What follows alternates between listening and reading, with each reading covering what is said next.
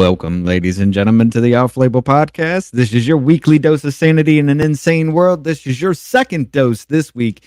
We got some things we need to talk about today. Apparently, the Senate has confirmed some very, very questionable judges. And, well, we need to lean on to some of these Trump trials here, too, because not a lot of people know what's going on in that.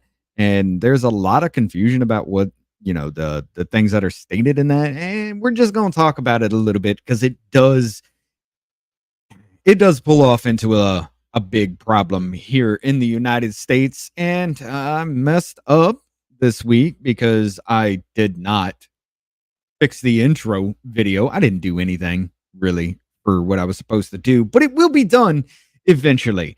We're going to roll off into that just in a minute.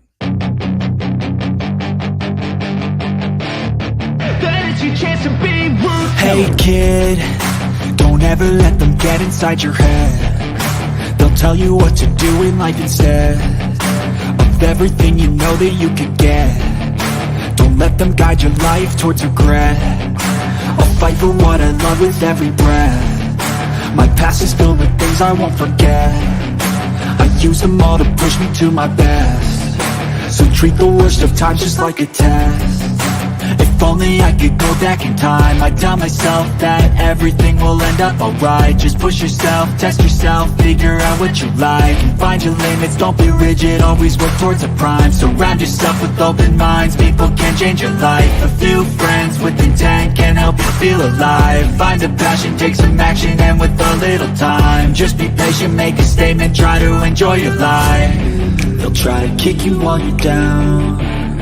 They wanna rise up while you drown. They wanna fill your head with doubt. They're silently scared that you'll figure it out.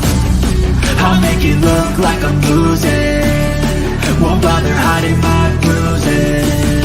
And when they finally think you're wounded, then it's your chance to be ruthless.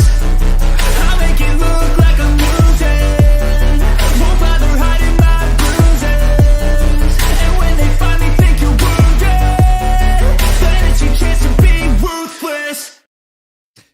All right, everybody, I am Drunken Senpai. Today we are here with the troublemaker himself, Troublemaker Davey. How you doing, man? Hi, folks. How's it going? I'm sorry. I heard that I was sending out everybody the link on Snapchat, and the song kept playing. Dude, I am so in love with that song. It just gets me so pumped and ready to go. I'm just sitting here, just bouncing away, beat bopping, just like, yeah. Everybody dances. I'm telling you, I want to reach out to those guys and talk, then tell them that song is a bop, and the fact that it is not more popular is a crime. Somebody should be brought up for hate crimes, because I'm thinking it's a hate crime to not like that song or make it popular, But if it was up to some of these judges that got confirmed, if they're a certain color, it wouldn't be a hate crime apparently. Yeah, and apparently I still didn't get the Twitter ingest on this one correctly, so it is what it is. I'll just close that down. Was hoping to bring it on Twitter too. That did not happen, but Polar Bear, how you doing? Howdy, Polar. But yeah, so I've been in a bad mood pretty much all week, and you seemed a little quiet yesterday. You really did. Well, I wasn't feeling good yesterday either. I was actually kind of sick, so I was not feeling good, and I was just like, come on. And it's listening to these Senate hearings and everything. It's just, oh my God, the stupid things that come out of these people's mouths and the things that they push on people. It is too much sometimes, and it gets you in a bad place. So you're getting blackpilled, aren't you? way more than I need to be, honestly. Because it's sad. Hey, baby. It's sad because you realize how dumb our representatives are, and it's a sad state of affairs that we're in right now. And I mean, they just don't play fair. We were kind of talking about it last night. By the way, I was trying to get clips from last night's show. And sometimes we just don't listen to each other because I was listening to some of the things that were said and you were making comments, Mama J was making comments, and kind of sometimes it just misfires and nobody hears. And I'm like, Mama J made a joke on the clip that I put up, and I just heard it, and I started laughing. And we do that all the time.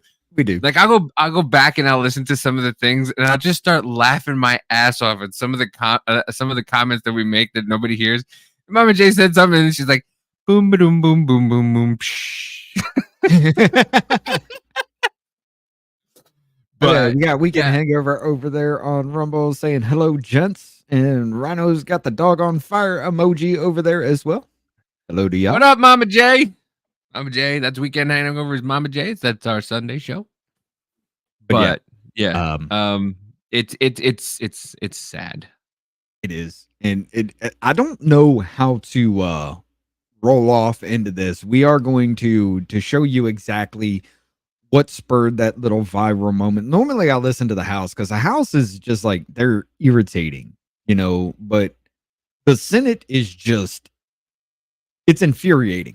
Like, you literally just want to punch your screen as you're listening to these people because they're all corrupt. They're all just off the rails retarded with the things that they say, and it just gets so, you get to understand why people do the things that they do and why they can say right-wing extremism is such a problem, because I'm already on that road of we need treason charges for everybody. So yeah. Okay, Polar to Rumble. Okay. But yeah, I mean, but you're not wrong. And the fact that they keep talking about it like it's a, well, you hear what they want to do to us? It's in the Constitution, folks. It's in the Constitution what treason is and what the penalty for treason is. It's not like we're making it up. It's not like people are going, well, this is what we should do for treason. No, it is in the Constitution what the penalty for treason is. I mean, treason is defined as giving aid and comfort to the enemies of the United States in a time of war. The United States is the people itself. We are the United States of America. It's not the government. It's not these people in our government. We are the United States of America. We elect these people to represent us. They work for us. We don't work for them. And they've forgotten it altogether. And like I said, I said it yesterday. I said it last week as well. You get one or two convictions, this stops. This stops completely. And it is very disheartening to know that these people get away with it on a daily basis. I mean, you look at Jamal Bowman. He fire alarm. And I even covered the whole thing today on my little stream before then. I just did that one thing, and I was just lividly pissed listening to it. But he purposely pulled a fire alarm to stop a congressional hearing because they had a motion to adjourn, and he didn't want to adjourn. So he knocks down some fire door signs saying, hey, this is a fire door. It's not going to open. You need to push, and an alarm will sound kind of thing. Pulls all that down and purposely pulls a fire alarm. Okay. And then goes out and says, well, I accidentally did it. I thought it was going to open the door. And we all called that BS out from the very beginning. We knew it was. Okay. They only got the still shot until after the investigation was done, until after he pleaded guilty, had to pay $1,000 fine. And then we get the video of him purposely doing it. And, they had the debate to censure, and they actually went through with not even purposely doing it. He literally pulled the signs off the door that said it was a fire alarm, that they're fire doors. Literally pulling the signs off. Like literally he grabbed the one and then he went to grab the other one and it fell on the floor. He didn't even care. He just pulled the alarm and just walked away. But it was all he kept saying and kept telling everybody, and wrote a statement stating that it was in haste and he didn't realize it was a fire alarm. It was a 1,000% complete lie. Oh, yeah. 100%. And all that happened to the dude who literally, January 6th was an insurrection. They stopped the congressional hearing. They were doing these horrible things. And one man insurrected America. Then you have Rashida Tlaib, who literally incited a crowd to walk into the Capitol, interrupting multiple congressional hearings. And what happened to them? Well, Jamal Bowman pays a $1,000 fine, and both of them get a public finger wag saying, you did bad. But yet we got people in jail for decades for doing absolutely nothing. I mean, they were in a building walking around. We got video footage of them leading them through the Capitol. Come on now. And to see this blatant hypocrisy on there, we went through the whole the talk, the debate, and every single Democrat was just like, well, he did nothing wrong. It was an accident. It was an incident. I even went over how, AOC had put her little clip soundbite, which is what they go for, on Twitter, and she got ratioed into oblivion. At the point where I brought it over to my Twitter, and I was just like, look at the ratio in here. It's almost 4-1. Now it's like 3-1 kind of situation. There's another one where, covering the Riley Gaines situation, where it's like 18,000 comments to 8,000 likes. People are paying attention. People are really getting the story now, and it's about time we do something about it. But yeah, let's go ahead and. Are we gonna play the AOC clip later after this? Because I really want people to hear how dumb she is. Because that whole Jamal the Jamal Bowman clip is retarded. It's fucking retarded. I'll play the Rashida Tlaib one too. That's dumb. Because she's sitting there and she's saying how we should be paying attention to George Santos and not Bowman, because once again, we're calling people racist and everything like that, but we jump straight to race. He's the first black senator from Westchester. Like, bro, does it really fucking, he did it. There's video of him doing it, and you're going to sit there and point fingers at everything else and just call it racist and this and that. And it's just like, bro, you're just dumb. You're dumb. And the fact that she was up there for 2 minutes defending this idiot. Yeah. And trying to pour her. Well, the real problem is George Santos. The real problem is you're all fucking dumb. That's the problem. Stupidity is the real pandemic of this planet, and most of humanity has been infected. And it's bad when people like us who, we're just now getting into this situation. We're just now paying attention, but we are leaps and bounds smarter than these people. Like, the whole problem with the budget. Stop spending fucking money. Stop sending it overseas. How hard is that? Oh, the Republicans can't get shit together. Well, this is why Matt Gaetz brought up single issue bills, single issue spending bills, was because you wrap everything together. And if they don't want to send money to Ukraine, which we have already sent $200 billion for, if they don't want to send money to Ukraine, now you don't care about kids because there's something in the bill about kids. You don't care about education because you're not letting us fund schools. Instead of the real problem, they want to just throw everything else at it. And it takes away their ammo for that. I understand why they don't want to go for single issue spending, but it needs to happen. Because then you wouldn't have the problem with Tommy Tuberville. They're talking about him holding up the nominations. Now he is literally holding up the nominations for the military. And he even did say, hey, bring them all one at a time. Let's talk about them one at a time. We'll go through the nominations one at a time. And he objected to every single one of them, because if he gives that up, he gives up the entire fight. And the entire fight is, why should the American people pay for abortions for military women? They are protected, or they are tasked with protecting our life, but they can't protect themselves from getting pregnant.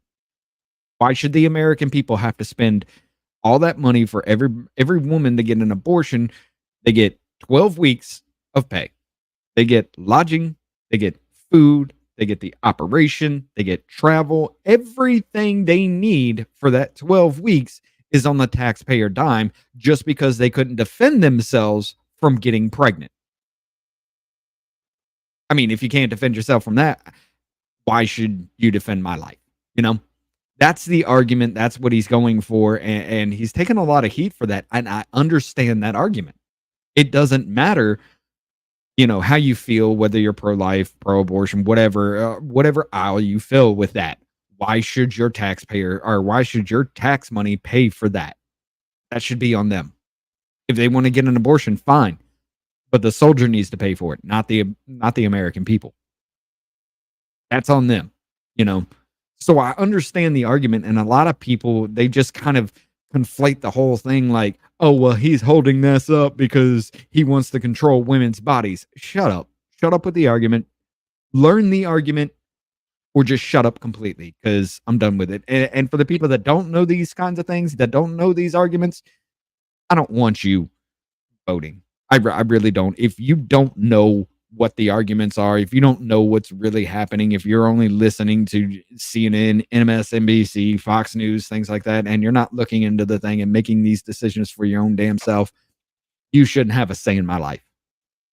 If you are looking into it and you do understand and you can come to your own conclusions, even if you go against me, cool. You at least know what's going on. Well, it's because people just listen for buzzwords. That's the problem. That's all it is. It's like, and I find myself doing the same thing. Like I'm not a what they call a far right extremist. I'm not a MAGA. I voted for Trump. I like the guy, but for some reason, like every time I hear these MAGA people, like my ears go up, and I'm like, whoa, what the fuck are you talking about? But they use buzzwords like, you don't care about women. You're for rape. Like, what the fuck? How did we get there, folks? How did we get there? Like, it's not, you have to break everything down situationally. Okay. Mm-hmm. You have to break down and actually listen to the words these people are saying and think.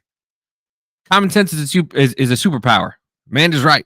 And I'm going to get that on a shirt, because you have to think about everything that this person is saying, and not just hear what you don't want.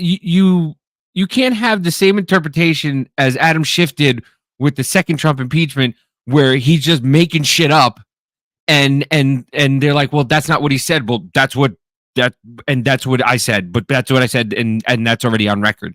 That's what you're doing. You're making up your mind before you're listening to every single thing the person is saying, and that's what the Democrats are good at doing. They're good at go straight to. It's like, and with these bills, what they'll do is, it's like your kid wants to borrow the car, right? And you tell your mom, listen, I'm going to borrow the car. I want to go to the racetrack, and I want to race the car, and then I want to go to my friend Tommy's house. And your mom goes, no, you're not going to go race your car. And then you go to your dad and you go, Mom won't let me take the car to Tommy's house. And it's like, and it goes, well, you can take the car. Okay. And then the mother goes, well, no, he wanted to go race the car and then go to Tommy's house. And the dad's like, oh, he just wanted to go to Tommy's house. Like, no, there was other things associated with why he wanted to take the car. But that's what the Democrats are good at doing. Huh? So, I did that as a kid too. I know, but we're adults. We're not children. Right. And that's the reason why they won't do separate bills, is because they'll be found out for the thing. Like me and Biz did it a while ago. We Rand Paul or Ron Paul? He breaks down like the top 5 dumbest shit that we fund that are hidden in bills, and one was to see if you can Thanos snap. Yes. And make people disappear. They gave a university $180,000 to do that. $180,000 of your tax dollars. That is probably 3 times as much as one person makes in an entire year. They gave that to the university for 1 year to test if somebody could do this, and half the population would go away. Dude, they gave cocaine to squirrels. Yeah, they did that. The last omnibus, they spent $1.7 million to see if lizards can walk on treadmills. I mean, come on, this is money laundering. We all know what it is. I mean, listen, we all know that fucking the people in Congress are lizards, so maybe they were just funding themselves on treadmills. But yeah, let's go ahead and get into this real quick, because y'all are about to be angry with us. Dick Durbin is a piece of shit. I had to say it. Sorry. They all are. This is a Senate Judiciary Committee. This is talking about what was this? This was the Judiciary Committee meeting on the Supreme Court ethics. There is two big issues in this, but yeah, well, this is the main one we want to get into. Just go ahead and listen to this. We're going to start it from the very beginning where it actually becomes a problem. My name called. I can't hear. Where's that voice? Was he recognized to speak? Want a roll call? Ma'am, I'd like to speak. Oh, wait. Really wait. have Your staff. I need to Yeah. back it up a little bit. wasn't our fault. Shit. To the U.S. District Court. Several times to be. That's correct. We want to tell you again why these I understand what you'd like. can't function. All right. The Democrats need to destroy Clarence Thomas's reputation. I'm not a real reader of the New Republic, but I think a lot of people on your side probably do. And this, I and this forgot is to going to rewind be lived shit. with by the function. We consider the nominees. First is Judge We go. Mustafa Kashubai, nominated to the U.S. District Court for the District of Oregon. The clerk will call the roll. Mr. Chairman, are we going to have an opportunity to speak on the nominees? Yes, we're going to, oh, I'm sorry. We already had done that at great length. Well, I think this deserves some commentary, given the nature of the nominee, and I'd like to ask to speak on the nomination. Senator, we've debated these two nominees twice. Mr. Chairman, I would also like to speak on the nomination. I understand what you'd like to do, but I'm saying that in fairness, we have debated these nominees twice. How I dumb asked do you the feel clerk to that call you the got to roll. walk out this big long board with something on it? Opportunity to speak. I mean, Third time, okay. I'll take the do board. this. Just We don't do have a it. right to speak under the rules. under the third time, I'd say no. So you're just Basically, gonna what make it he's up? doing is Yeah. he's silencing I'd like people to- on There's gonna be a lot of debate consequences about coming here. federal, You're gonna You're gonna have a not lot of Supreme Court, consequences but coming if you go federal down this court road. nomination. I've cautioned a lot of you. The clerk will call the roll. Listen to me. I've cautioned a lot of you. Why is Josh Hawley at the little kids table? He's like 7'4". Mr. Chairman, Because they're the Mr. minority. Chairman, don't we get the opportunity They're the to Republicans. speak? We're in a roll call. Democrats set up here because So they're you're the telling majority. us to shut up? It's so You want fucking us to demoralizing. What a Is that piece! what What you're piece saying? of A this lot shit? of people didn't speak on the two nominees before. We've done. Would you raise your hand if you did not The only speak? reason Lindsey Graham is not up have there a- is he's Okay, the ranking Cornyn didn't member have for a chance the to speak. Republican Senator Blackburn Senate. had a chance to speak. we've got several folks, Mr. Chairman, who didn't have a chance to speak. We want to tell you again. I want why to hear them these all talking nominees are kitty all- voices while they're on the little table. Or in Senator Cornyn's case, tell you for the first time. You're just gonna sit there and ignore us? Senator Blackburn, have you spoken on these nominees? This is absolute nonsense. To speak, I would like very You much take these to people- speak on You Mr. cut this up Testified. as far as I like urge you to let everybody's Senator voice, and you can Blackburn literally speak. just tweak it all to make it that way. Senator Cornyn as well. Senator Cornyn hasn't had a chance to speak. That's correct. But while they're Quorum, sitting Mr. there Chairman, trying you- to you debate can't whether they're limit talking or not, they're debate still calling Then a roll. invoking Rule 4, you They're haven't still done trying to that. get the votes. We have debated. We've debated on prior occasions when we didn't have a quorum. That vote didn't count. We got people who are here now who weren't here then, who'd like to speak. Can we speak on the other nominees? Or is your plan just to end all debate today? Is your plan to end all debate? Do you have an answer? You're going to rely on someone whispering in your ear. What's your plan? No. No, we're not. Okay, listen, here's the deal. We worked 7 weeks to trying to solution the asylum problems. You boycotted the committee. Mr. Chairman, I don't know if you've left us any alternative but to deny the committee a quorum. I don't think he, frankly, Scarlett, I don't think that's something- he gives a fuck. No, he doesn't. But for everybody that doesn't know, a quorum is the fact that there's not enough people willing to vote to make an actual decision on the whole thing. So that's what it is. If you deny a quorum, the vote is pretty much illegitimate as far as that goes. So that's what they're talking about with that. Then we ought to seriously I tell you consider. what. Mr. Cotton says the chairman needs to rethink his decision Yeah, and let Senator Cornyn and Senator Blackburn speak. That's what Mr. Cotton says. You can mark that down as my vote. Yeah. I think- Everybody over there who's not willing to look at me or look at Dick Durbin needs to think about it as well. I want to speak. Mr. Kennedy wants to speak as well. Mark Mr. Cotton now saying Mr. Kennedy needs to speak too. We should be thanking Dick Durbin and all the Democrats in both House and Senate for setting a new I'm precedent waiting to be the heard Republicans on the to be used nominee. when they I've gain control. requested several times to I be don't heard on the want nominee. that either. I don't. No. No, I guess Senator hate Durbin's not that. going to allow That women to is speak either. I thought that that was is the sacrosanct on dumbest your shit part. ever. Well, you did it, so I'm gonna do it. For this kind of thing, no, it should not ever be done. I mean, there are some things, yes, cool. All right, let's do it. Nomination be favorably reported to the But floor. for something Up like next this is now. Judge Yumi Lee, nominated to the U.S. District Court for the Mr. Chairman, Who has not been allowed to speak? on Because there was only that like one or nomination? two Chairman, votes you that were just actually destroyed recorded. Everybody one else of the goes most down as no important vote, committees which means they were in pushed the through. United States Senate. chair would note. And you set a precedent, The chair which would will note. be repeated every time one party or the other takes advantage and takes the low road. Chair will note It that sets a both precedent nominees have that will been then debated twice. become the norm. Kashibai and- Congratulations on destroying the United States Senate Judiciary Committee. Up next is Judge Yumi Lee, nominated to the U.S. District Court for the Northern. Who District has of not California. spoken on this nominee? Clerk will call the roll. Will you raise your hand? Look at all these people have never said a word before you make them vote. Never said a word. This is like a before family you make them Thanksgiving. vote. It's worse going than along. You that. didn't let your mother talk. Let your mother Going talk. along Dottie, it's not like, nope, I'm not talking. It's not your turn. You can't talk. I'm talking. Allow members to speak. Mr. Chairman, when It's we were in the worse than that majority, because they're talking we about allowed federal Democrats to judges. speak No. ad nauseum. At This great isn't length. like Grandma, we shut never up. did this. this sounds is like they're Both of taking a these lunch nominees order. have had These are the two people that are going to opportunities take for speeches your by members. freedom away. You have to bring them up again. It wasn't our fault. Dick, It's you're getting your a fault. salad again? That didn't do so well last time. You farted for the rest of the Going right day. along with it. And he's just sitting there.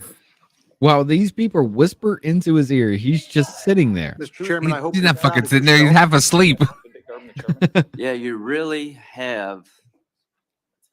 I don't know what drives this, Dick. I really don't. Mr. Chairman, is it you driving or is it your staff Yeah, is it driving? Joe Zogby, the Or is chairman it of this the committee, or White is it House you? You don't know what driving drives a this? dick? This is completely inappropriate not to let us. No, he be doesn't heard know what drives this on dick. these nominations, and you know that. Your own members have People told you to can't win let them with- speak. How our government like the I'm sorry. The people can't win with how our government is like this. It'll only get worse because the game's being played to gain more power. Yes. With our government like this. Yeah. I mean, I'm all glad a they're doing power this. grab kind of situation. I'm glad that This they're is a finally complete televising all this bullshit disgrace. and nonsense. Dude, they always have, but nobody's Maybe been you paying can show I attention see until my now. colleagues over here who understand what goes around comes around. I mean, this is so unnecessary. It's the old to man. ruin Ignore the them and they committee might go away. over a Look. Yep. Political exercise that's going nowhere. Senator Whitehouse, I would like to, was my name called? I can't hear. Where's that voice? I like Was he Mr. Kennedy. recognized to speak? He's funny as We're on a fuck. roll call. Ma'am? I'd like Where's to that- speak, please. We're on a Where's roll that call. voice coming from? He clowns these people, Yeah, he but he brings up some damn good points with it. I'm waiting to be heard on the nominations. Is this an illegal vote? Yes. If you were denying people the right to So speak now Joe Zogby is going to dictate to other before they senators how vote, they're going to vote? yes, it is an illegal vote. On this vote, the ayes are 10. The nomination will be favorably reported. We now turn to nominations that have not been debated before the committee, and the committee is open. for Mr. comments. Chairman, I seek to speak on Seth Aframe. Well, that is the next nominee, and you are And- recognized. And I thank you for that. I have made it clear that I will not support this nomination, and there is a good reason for not supporting him, Mr. Chairman. The White House really does not have a good record when He's it comes asleep. to this seat. Back in February, I voiced my opposition She's to from Tennessee. Mr. Delaney, Michael Delaney, who was nominated for this very same seat. Josh Hawley is my senator now. Mr. Delaney, we found out, Very had happy about used that. hardball tactics against a 15-year-old survivor of sexual assault.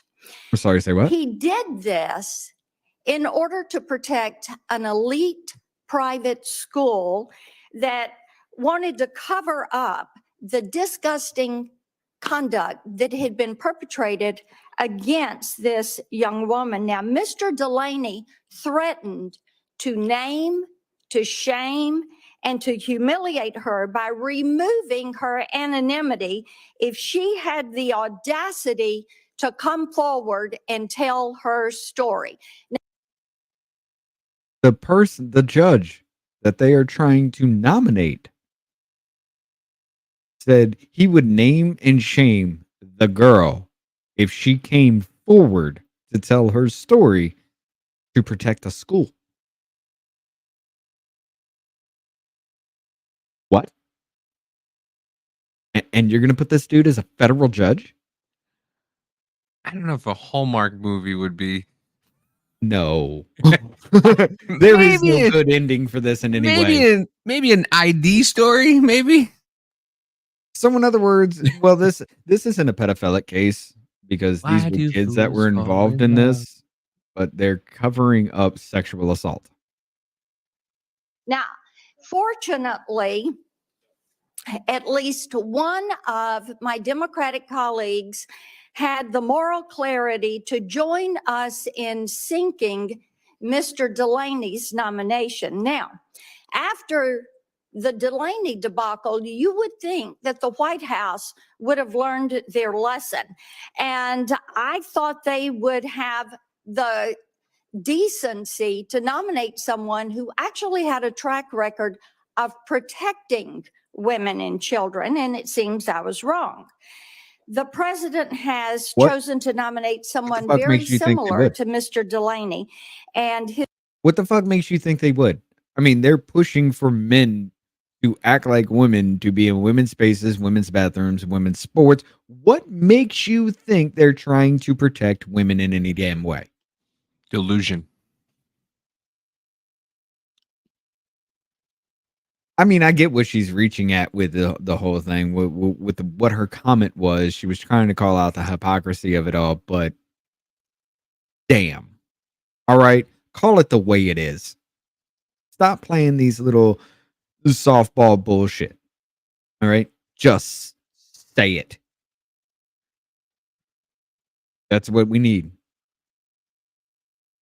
his disregard for the well-being of children, and that is Seth Aframe. And I recently spoke on the Senate floor about this nomination, so I'd like to walk my colleagues through the two cases that Mr. Aframe prosecuted that automatically, True. in my Nothing new. Just a opinion, new way to bring it to light. automatically Yeah. disqualify him from service on the federal bench. Yeah. Now, in each of these two cases, Mr. Aframe recommended sentences far lower than the guidelines for heinous, unimaginable crimes against children. One of the defendants was guilty of unconscionable acts of sexual violence against a 14-year-old girl with a hearing impairment. This precious child was kidnapped. She was taken to an abandoned motel in Vermont, and she was raped. Despite all of this, despite what happened to this child, Mr. Aframe, as the prosecutor in this case, recommended a sentence far below the probation officer's suggested guidelines. Okay, so he Anything less than making them fucking deaf is below the fucking guidelines. Anything less than what the victim went through would be below the guidelines. Worse than that, honestly, Jeez. for people that do that. This guy literally kidnapped a 14-year-old deaf girl, took her to a motel, and raped her. And the prosecutor, which is now a federal judge, went for well below the minimum sentence. This smells like the Ketanji Brown Jackson thing all over again. You know, 80% of her pedophilic cases were well below the minimum sentencing. One was even like, what was it? He was given 15 months. He got out and Did it again. went on to take a child across state lines to try to rape her. Yep. Right after getting out, it was within that month of him getting out. One was 37 months, and the minimum sentence and the minimum recommendation was 87. This smells like the Ketanji Brown Jackson shit all over again. Why are they putting judges that are very, very lax on pedophilia into these Supreme Court, these federal court, into these positions for this shit? This is disturbing. It's the same shit all over again, ladies and gentlemen. It is clear that Mr. Aframe wanted a low sentence. And let me read you why. And these are his words. He wrote, and I'm quoting, "This low sentence will incapacitate the defendant until he is in his 60s. Hopefully by that time, the danger that the defendant presents will have subsided." End quote. Mr. Chairman, I want y'all to hear that again. will incapacitate the This low sentence will incapacitate the defendant until he is in his 60s. Hopefully by that time, the danger that the defendant presents will have subsided. End quote.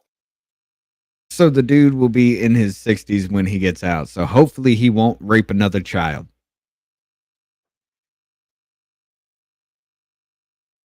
That was the justification for it. The dude's going to be in his 60s. Hopefully by then he won't rape another child when he gets out. Hopefully. And this is a new federal judge. I'm sorry, what? Mr. Chairman, Now this was that on November is 30th. repulsive. They've already voted on It these is people. disgusting.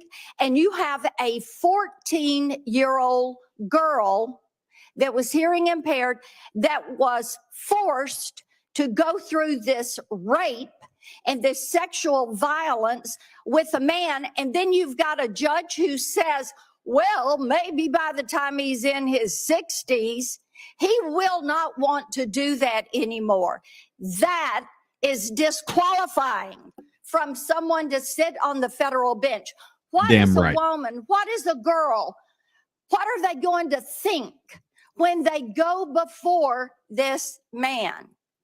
Now, the other case that I want to bring up, the defendant in the other case had created 6 videos of himself sexually abusing a 3-year-old girl, 3 years old.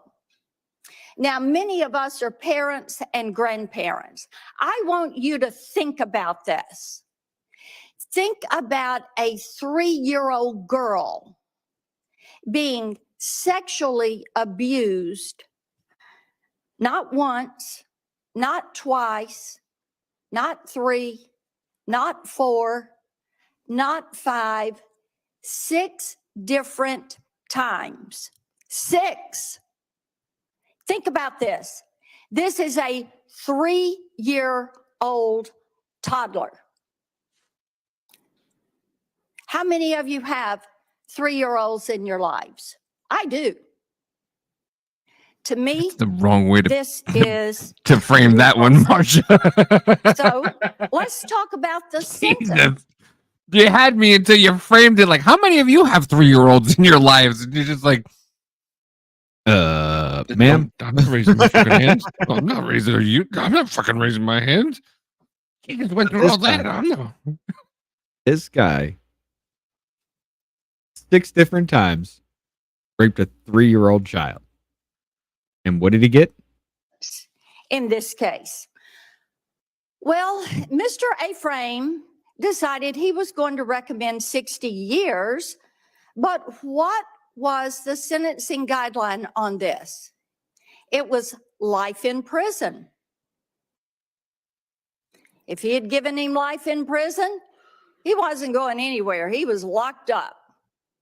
60 years, well, maybe the guy can get probation.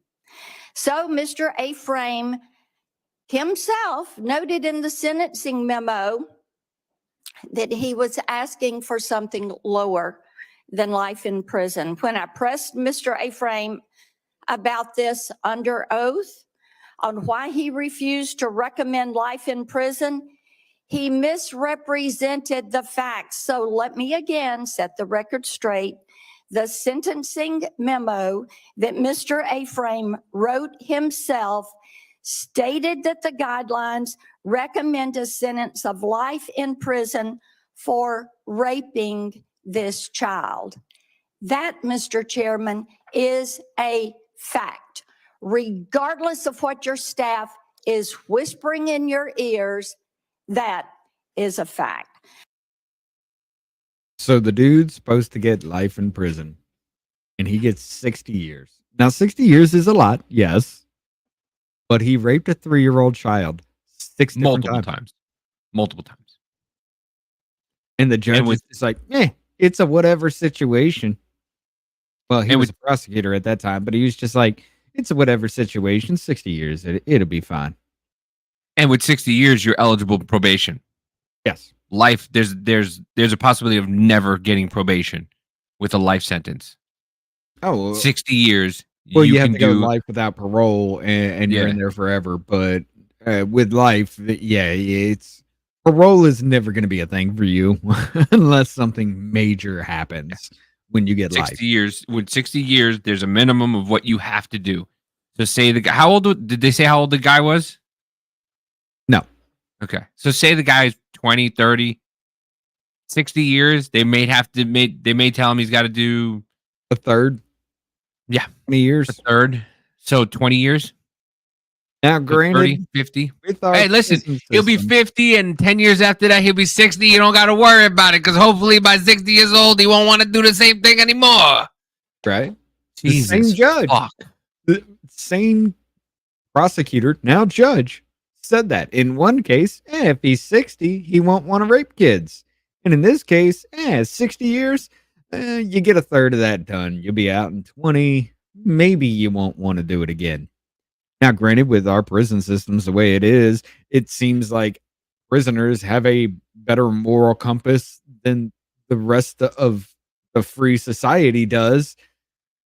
But you say that, but a lot of these pieces of shit don't get what, like Derek Chauvin got shivved a couple days ago for that, but you don't hear much about any of these pedophilic fucks. You don't hear a lot of them getting that treatment because they get separated from the general population. And the reason why, Jeffrey Epstein did. Jeffrey Epstein separated himself from life too. Supposedly. God. Listen, he was separated from life, whether he did it or someone else did it, he was separated from life. But still, these fucking pieces of shit are put in a separate wing all together. They're all together. And so nobody gets the justice that they deserve. They live out their lives just like anybody else would in a different kind of situation. And it's like a fucking group home. They're all like, yeah, look at this. I did a 6-year-old. I did a 7-year-old. I did a 12-year-old. I did a 6-month-old. and they're all fucking in there together. Yeah. And the general population is sitting there seething, looking at these garbage, looking at them like lions at a fucking zoo. And they can't do a damn thing about it. Let them in the general population. But no, the prisons don't want to do that because then they'll get a bad reputation. Let them in to the general population and let them do what they have to do to these pieces of garbage. Treat them the way they treated these children. When I was a teenager, I was a bad kid. I was in and out of. No, not you. No, never. I was in and out of the system myself. But we were in a group home. It was just like for people who committed crimes, but they weren't bad crimes or their parents didn't want them kind of thing. One guy came in and he was only there for like 8 days. And it came out on like the 5th day what he was in there for. Now, he was a 16-year-old kid and he raped an 11-year-old girl. He was in the hospital for a while by the time we were done with him. And nobody got charged with anything because nobody spoke up. Everybody was involved, so if anybody said anything, it was everybody's ass. It's bad when criminals have a better moral compass than the rest of society. Than the judges that put them in there. Apparently, the yes. fucking judges and the prosecutors that put them in there. Now I get it. It's the prosecution's job to get the least amount or whatever, or the most amount in some cases. The But they prosecutor's build their job is to put careers. them away for as long as they can. It's the defender's job. Oh yeah, that's right. Yeah, the defense attorney's job Yeah. to get the lower sentence. So Yeah, if a you're right. prosecutor is saying, yeah, we should lower this, what? Yeah, my brain was flipped up. My bad. Yeah, you're right. Yeah, the prosecutor. Yeah, wow. My brain was kind of flipped, motherfucker. That just it made it worse. It fucking just made it worse because I was thinking the other way around. Yep. Yeah. Yep. This was a The guy- prosecutor. The guy at who's this point. supposed to make his name and make his bones off of it is going, we'll just give him the least amount as possible. Meanwhile, people who walked into the fucking White House, they've got him under the jail for on an not the average White of- House. You know, I mean, the Proud Boys on average is 20 years. One of them wasn't even in DC at that time.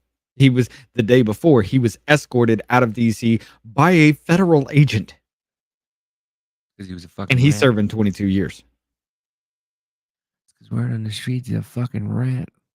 But yeah, these 20 years. A fucking rat for what though? I mean, I did heard he was an nothing. FBI. I heard he was an FBI informant. That's what They're going to try saying. to say that shit, but Yeah, I know. I doubt it. Honestly, I do. But But either way, the prosecutor who's now a judge gave this guy fucking 60 years, and his job is to try to do the right thing for the state and for for raping the a person. 3-year-old multiple times, Mhm. and he is a judge now. So And they wonder why I am people say going the to Democrats ask are, my are Democratic favorable to colleagues pedophiles. to join me in Hmm. voting no. Wait a minute. Before we even go on, what was it like? Not even a year ago. What were they saying? It's the Republican Party that doesn't care about kids because we don't want to spend our tax money on children, On funding abortions, on funding on- abortions, on yeah. funding children who the mothers just pop these kids out so they can sit on welfare, so they can sit on government assistance, so they can sit on all this shit and not have to fucking work. But yet the Republican Party is evil because they don't give a shit about kids. Well, it's a Democratic Party that you can fuck a kid and everything's fine. Apparently. Who doesn't care about kids in this situation? On Seth A-frame, the man is morally unfit to sit on the federal bench. Mr. Chairman, may I speak on this? Of course, Senator Graham's The guy right. that stabbed Thank you. Chauvin was an FBI When I informant had a that worked for discussion either a with Mr. Mexican A-frame, gang as I or a recall cartel. it, Yes, he was a This former idea FBI you informant. age out in terms of being whatever you want to call the guy After was unnerving to me. the whole fact, I am never going to put somebody in a autopsy position of was legal altered by authority the FBI. who believes He gets stabbed. and hopes that by the time one of these By an pedophile FBI types are in informant. their 60s, they are no longer a threat. I hope you all understand his reasoning here. There is no information that I know of to suggest that makes any scientific sense. Just think about what I said. We're about to put a man on the Court of Appeals who, when he was in the trenches, justified a sentence that was under what it should be, based on the idea that by the time he gets in his 60s, hopefully he will not be a threat. Hmm. The best way to make sure that that logic doesn't infiltrate the American legal system is to deny this man a position of responsibility, of high responsibility. This would be the last guy I would entrust with responsibility of our legal system based on that single statement and the reasoning behind it. You're damn right. Anyone else seek recognition? Senator Cotton? Mr. Chairman, I'd also like to make a few comments on the nomination of Seth Aframe. I hear talk about Mr. Aframe having been a prosecutor as if he's somehow tough on crime.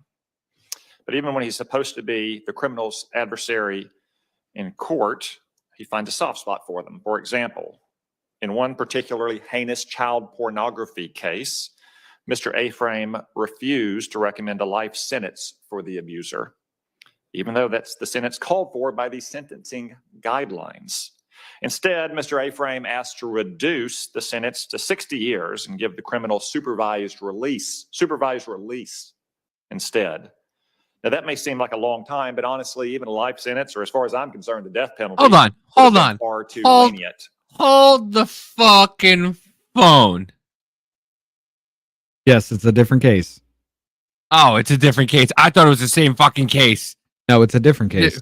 So wait a minute. So another one, and he recommended 60 years with supervised fucking release? The other one was he raped a 3-year-old toddler 6 different times, 60 years instead of life. This one was a heinous child pornography case, and he wanted 60 years. This is the prosecutor who now is a federal judge. Supposed to get life, and he's like, 60 years supervised. We'll watch him after he gets out. For child pornography.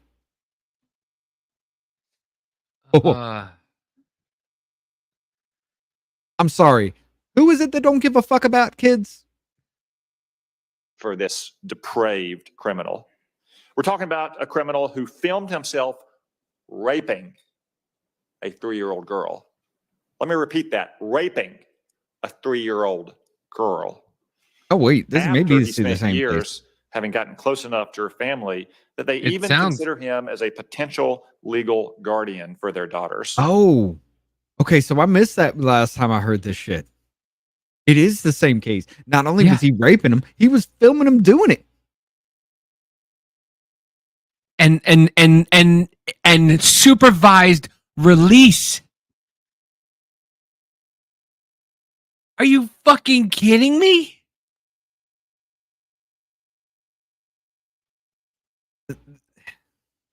This is what case. This is the same damn one. this is it's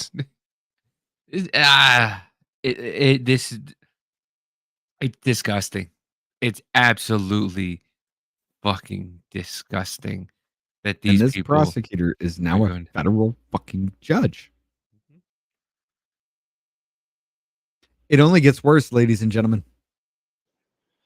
The details of the case are much These more are threats. heinous These than are the just that. people I that know sweep some these cases under the Democrats rug, on the pay off committee cops, think that and child throw the pornography victims laws in are institutions too so they no harsh. longer have a voice. They're wrong Exactly. about that. Egg But we're not fucking talking about some exactly. minor child pornography offender here. Someone who happened to have an image on a computer. We're talking about producing, making the worst, most depraved, heinous, imaginable child pornography and infiltrating the home and family of his victims to do it. Somehow, though, Mr. Aframe thought that this criminal deserved leniency and refused to ask The for fucking even the recommended sentence for his crimes. The parents Ask should have my gotten to Democratic fucking jail too colleagues, for are that. you on the side of Mr. Aframe or a 3-year-old girl who was violently raped? And filmed. Anyone else seek recognition on this The nomination? fucking balls on this Senator dude. Kennedy. Ah. Mr. Anybody else want to Chairman, talk about can you- this? Hey, you next. Could you give, I I wonder won't if say he's on us, the I'll just say me, testing client list. an explanation of the Durbin? legal Durbin basis noted. on which you denied us the right to debate the first two nominees? Oh, get this shit. Thank you, Senator. I'm happy to do that. The two preceding chairs of this committee violated the letter and spirit of Committee Rule 4. Without any affirmative votes from Democrats, they set a time certain for vote on Yeah, and that's nominees fucked and up. legislation, ending Yes, they debate do. without adhering to Rule 4. Then Chair Grassley did so with nomination vote on then Judge Brett Kavanaugh of the Supreme Court, and then Chair Graham did so with a partisan immigration bill. In doing Okay. So for the reason why he's doing this, from his point of view, the reason why he's doing this is because, hey, you wanted to stop discussion on Brett Kavanaugh when Christine Blasey Ford made those allegations about him raping her 35 years ago, and even her friends said it never happened. She couldn't tell you anything about it. She just said it happened. So But you once ended debate about that. but this is what I mean. This is why this shit shouldn't take precedent, because it goes tit for fucking tat. And now we end up with these pieces of shit sitting on the federal circuit. Let's be honest though, with the Brett Kavanaugh situation, we all knew that was bullshit in the first damn place. But Yet again, another case of insurrection, because there was a crowd that walked in there stopping the damn hearing for that because they were accusing him of rape and believe all women and all that other shit that was going on. What happened to that? Nothing. Not a damn thing happened to that. But like I said, this is why the precedent. This is why the precedent is bullshit and garbage, because now it's going tit for tat. So now, because of they're perceiving that they weren't allowed to talk to Brett Kavanaugh, now they're not going to let the Republicans talk while they're passing their perverted fucking federal judges, and then it goes back the other way, and then they will go back and forth and back and forth and back and forth. So they let asshole pervert, asshole pervert, asshole pervert. Not that you know what I mean. You know, Right. it's a never-ending cycle of stupidity.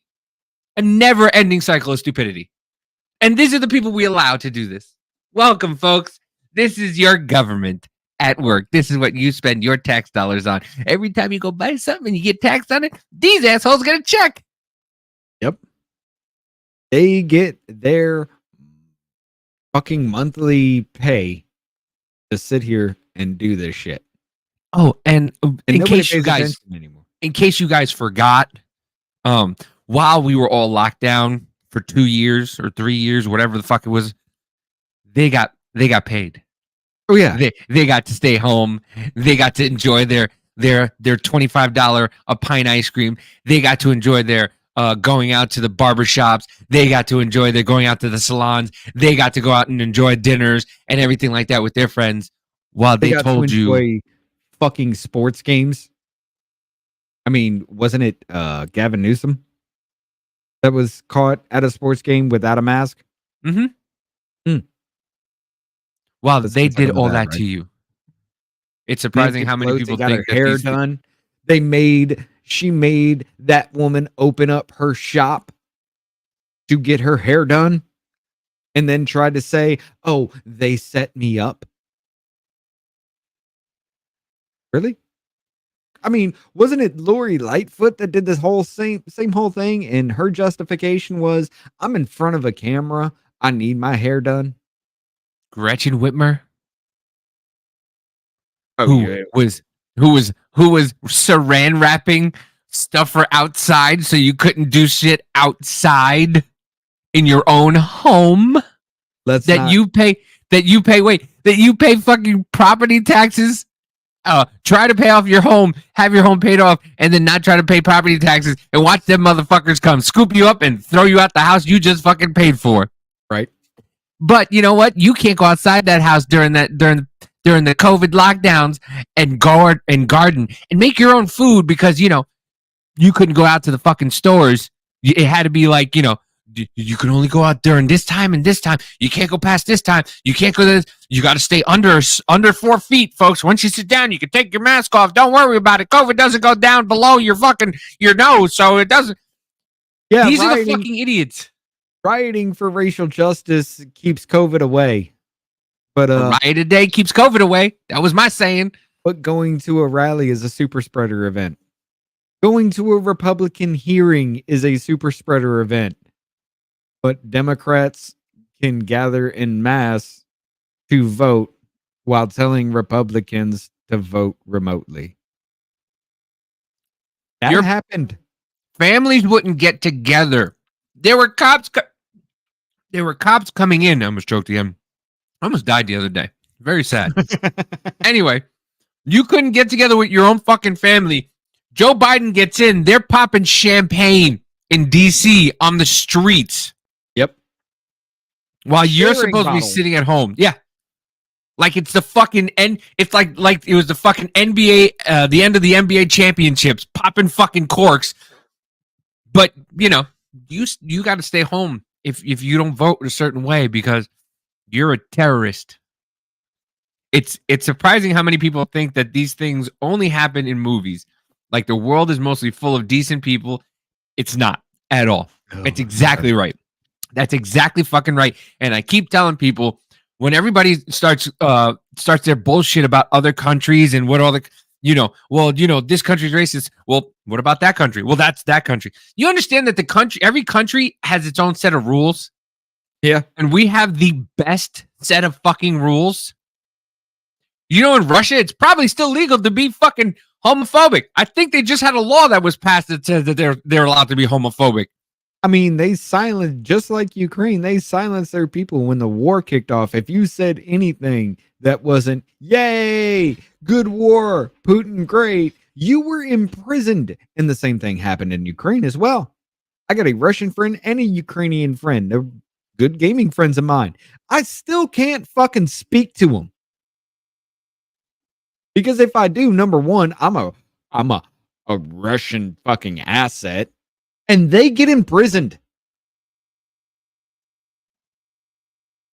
But goddamn. But you say, excuse me, sir, you're not allowed in this bathroom. It's ma'am.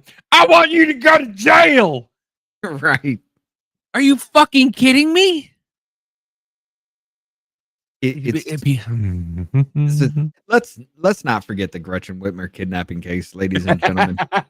Let's not forget it was 3/4 of the people that were involved in that case were federal informants or federal agents themselves. There were 4, count them. No, there was actually 6 civilians involved in that. 4 were acquitted because they were able to say, hey, those motherfuckers were feds. They were the ones that set the entire thing up. The 2 that got convicted had a mistrial. And when their new trial came up, it was a condition of the court that you couldn't bring up the fact that there were feds involved because they had to convict somebody for something. Let's not forget that shit, ladies and gentlemen. Not gonna lie, with my luck, I'd be one of the 2 assholes that got convicted. They'd be like, yeah, hey, let's do this. Oh, you think we'll get away with it? Yeah, we'll get away with it. Are you sure? Yeah, I'm in. Let's do this. Yeah, mistrial kind of fucked them up, didn't it? Yeah. Yeah. But once again, this is what I'm talking about. This is what we're talking about. These two guys were talked into doing something fucking stupid. They got a mistrial. And then the second trial, they weren't allowed to bring up the fact that these guys were fed. Yet these motherfuckers are allowing a judge that allowed someone to rape children, videotape, and go, hey, you know what's a good idea? I know we should give him life. Let's lower it because you know what? By the time the man's 60 years old, he's not going to want to fuck anybody anymore. He's just going to be too old to start fucking. Well, maybe he'll be wearing a colostomy bag, but I'm hoping he'll be in a fucking body bag. Same. But then again, the judge needs it too. Doing so, Republicans established a new precedent that I followed on one occasion last Congress and will follow again today. I've said time and again there. I don't like the lady's orange cup behind him. I don't like it. Or Democrats. In this don't know why, instance, but it the just two enrages me right now. nominations Have been brought before. Look at her the committee orange just coffee as cup this behind him. nominee is, and members have It's begun Tennessee orange, opportunity man. to speak if they want to attend and speak. Fuck the You volunteers. did it twice. This is the third time they were brought up. And that's the reason the ruling was made by the chair.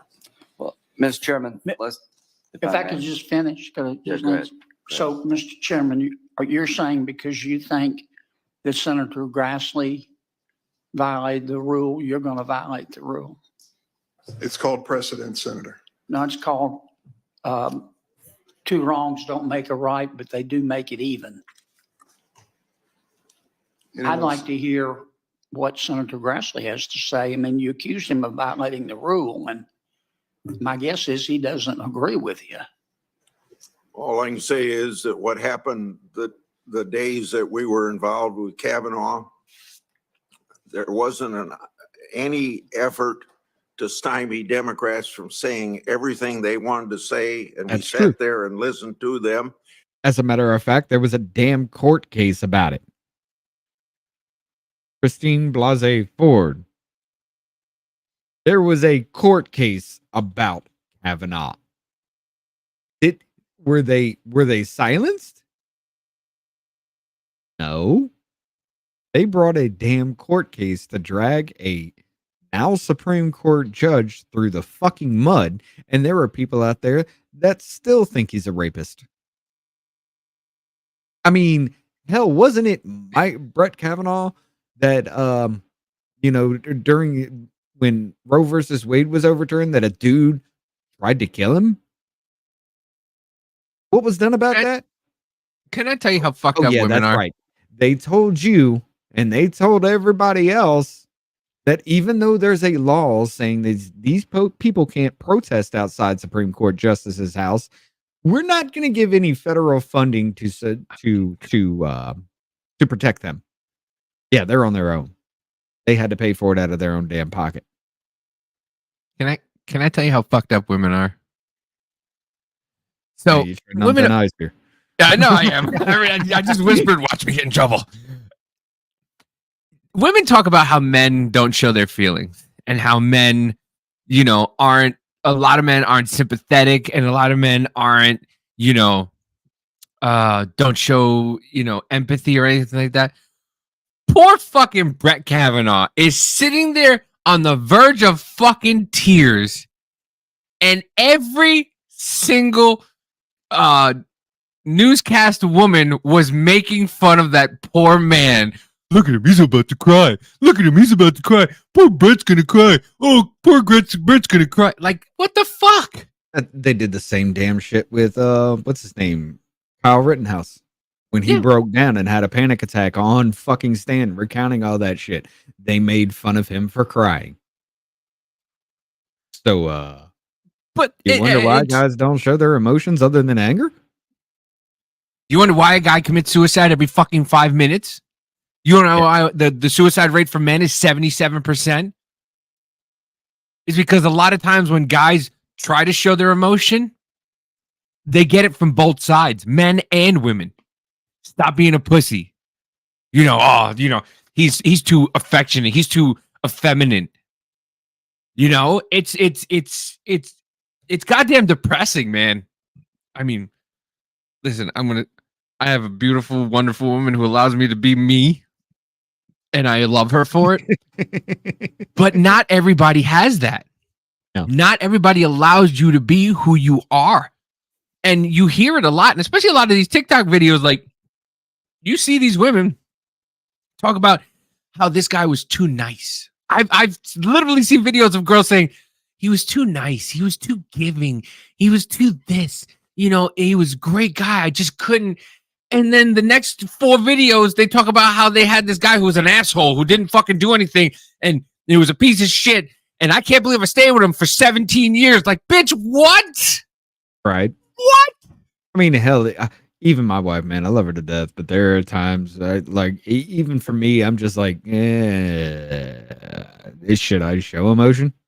Should I show anything but anger right now? Do I need to? Can women know what to.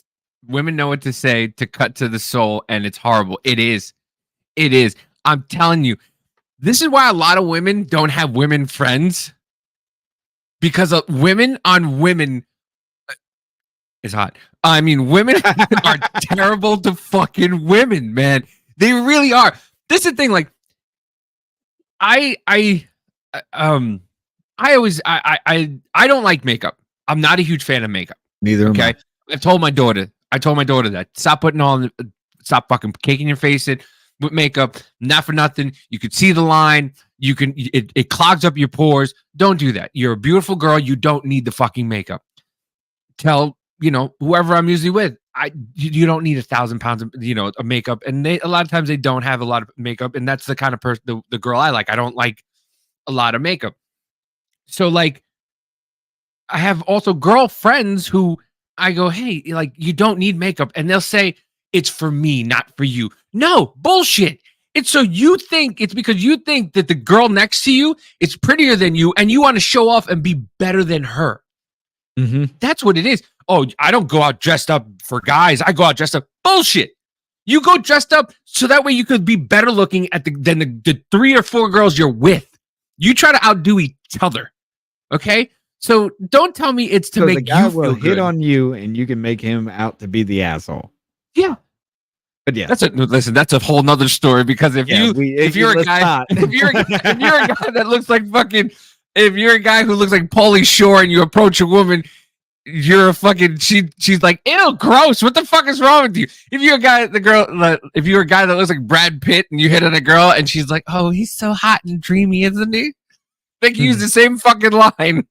Yeah. Most women have toxic empathy, and that's the weapon they use to hurt everyone that gets close. Absolutely. We're going to have to shell this conversation, though. Let's continue here.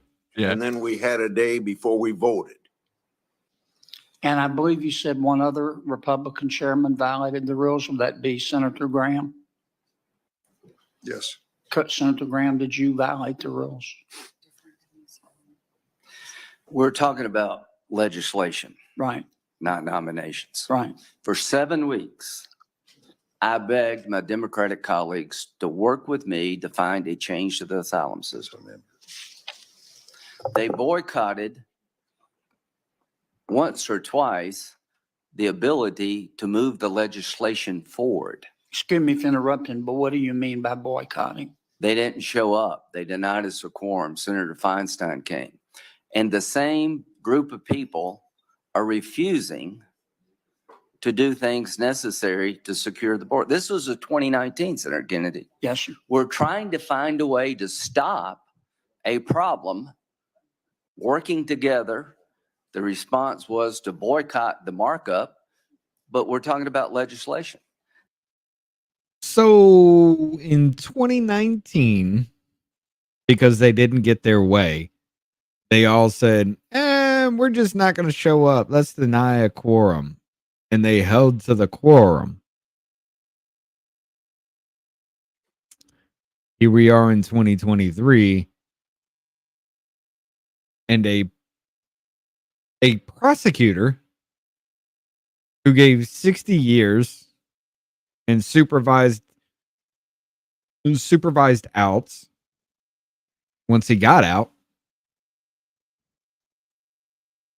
is now a federal judge in a case where he raped and filmed a 3-year-old child. Because they didn't get what they wanted in 2019.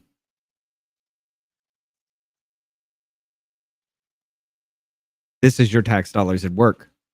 Are you happy with this representation? Hell has no fury like a Democrat. These are the people you vote for, ladies and gentlemen. These are the people you keep there. Why Lindsey Graham is still in fucking office, I have to wonder about South Carolina. Is South Carolina retarded?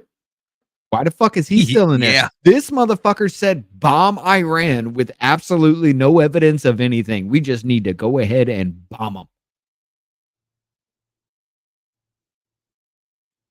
And this is who y'all put in office. I'm sorry. This kind of shit pisses me the fuck off. And this is why, yes, Bola, this is why they said setting precedents is a bad thing. Because when Republicans take this over, they're going to do the same shit.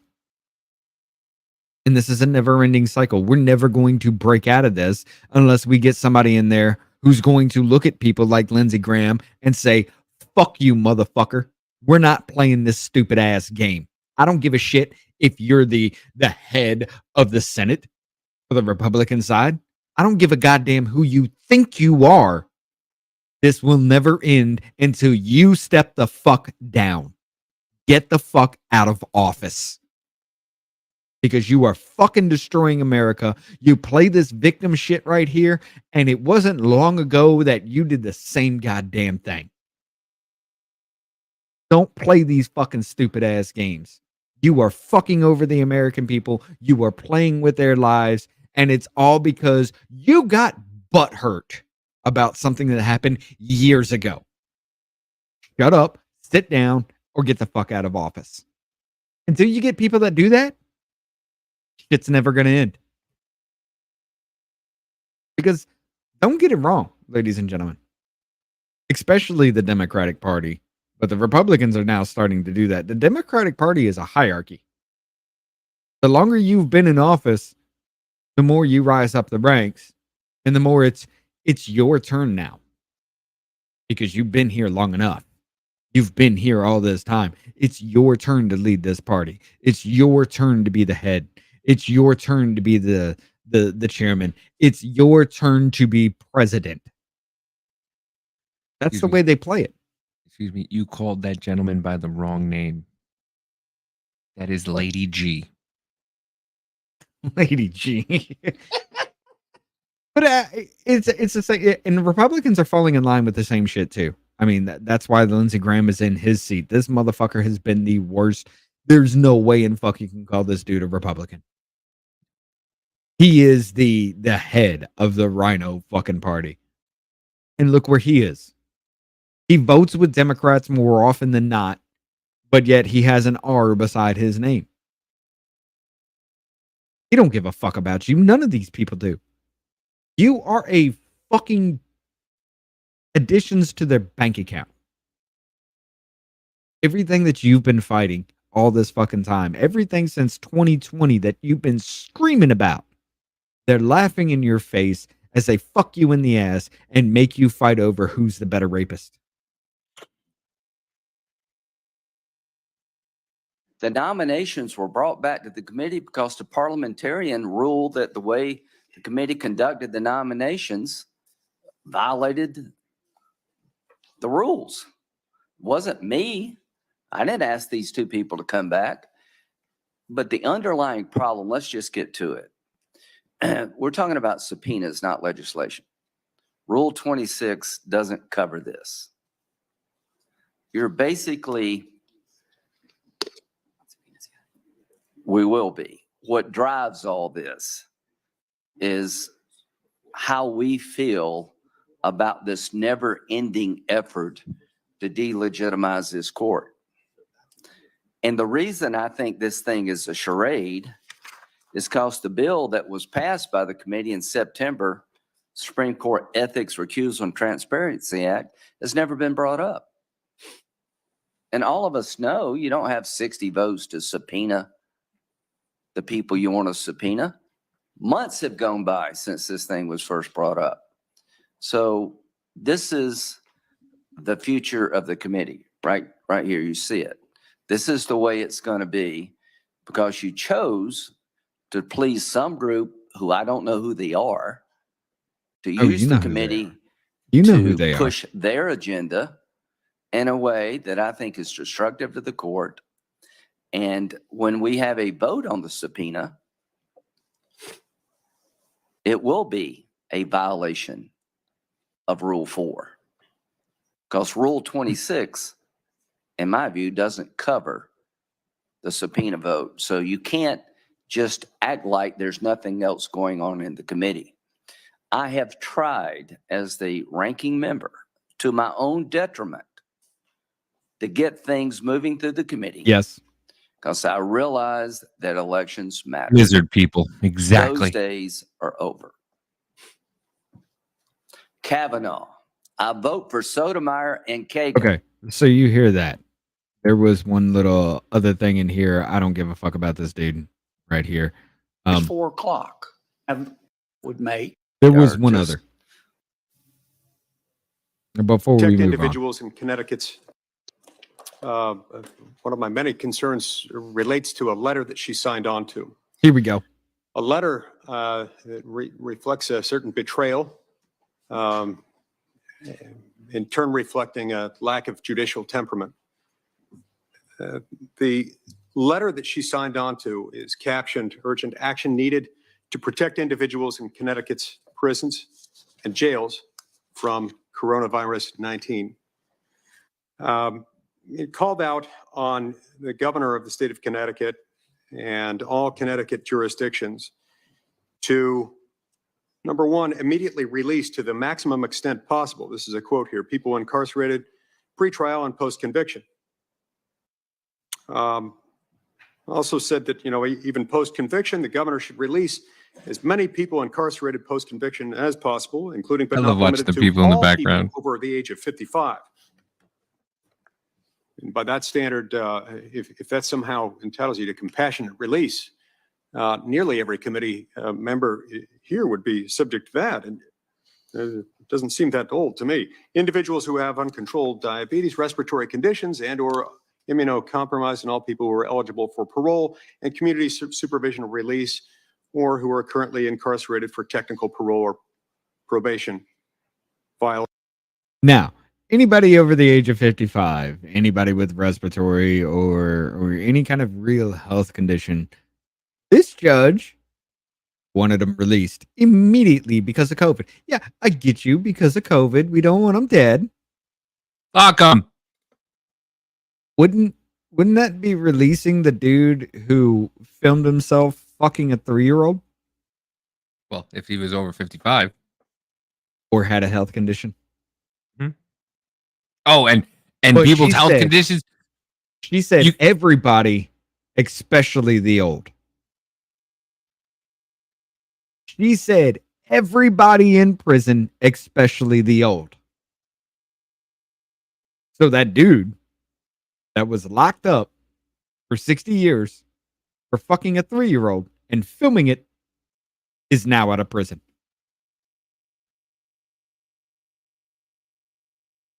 I'm sorry, huh?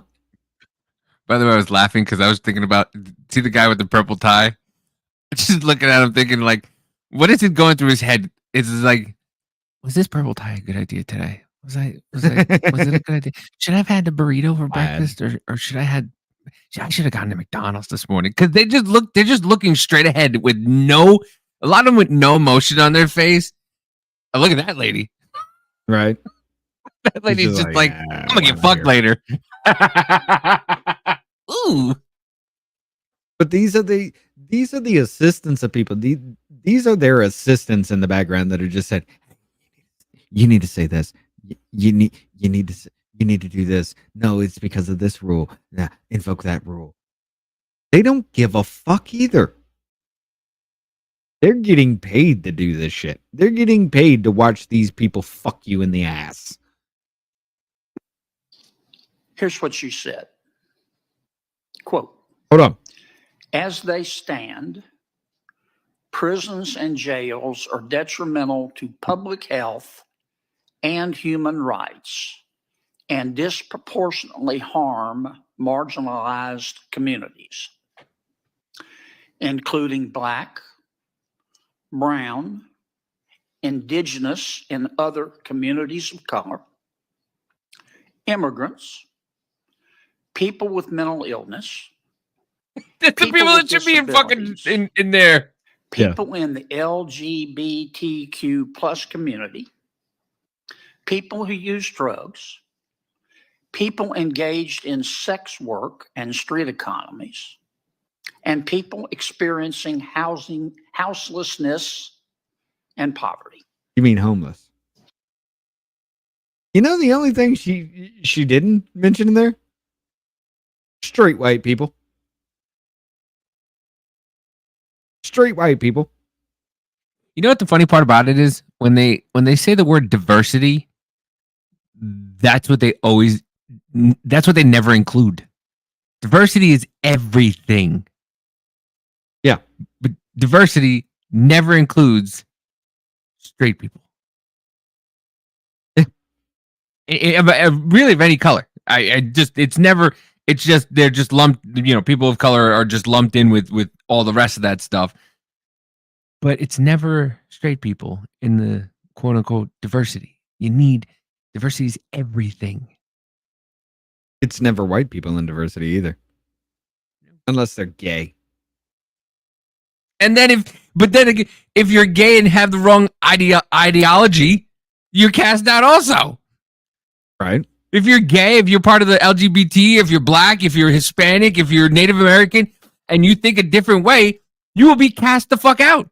So that's not even diversity. It's not true. Once again, it's not true diversity. No.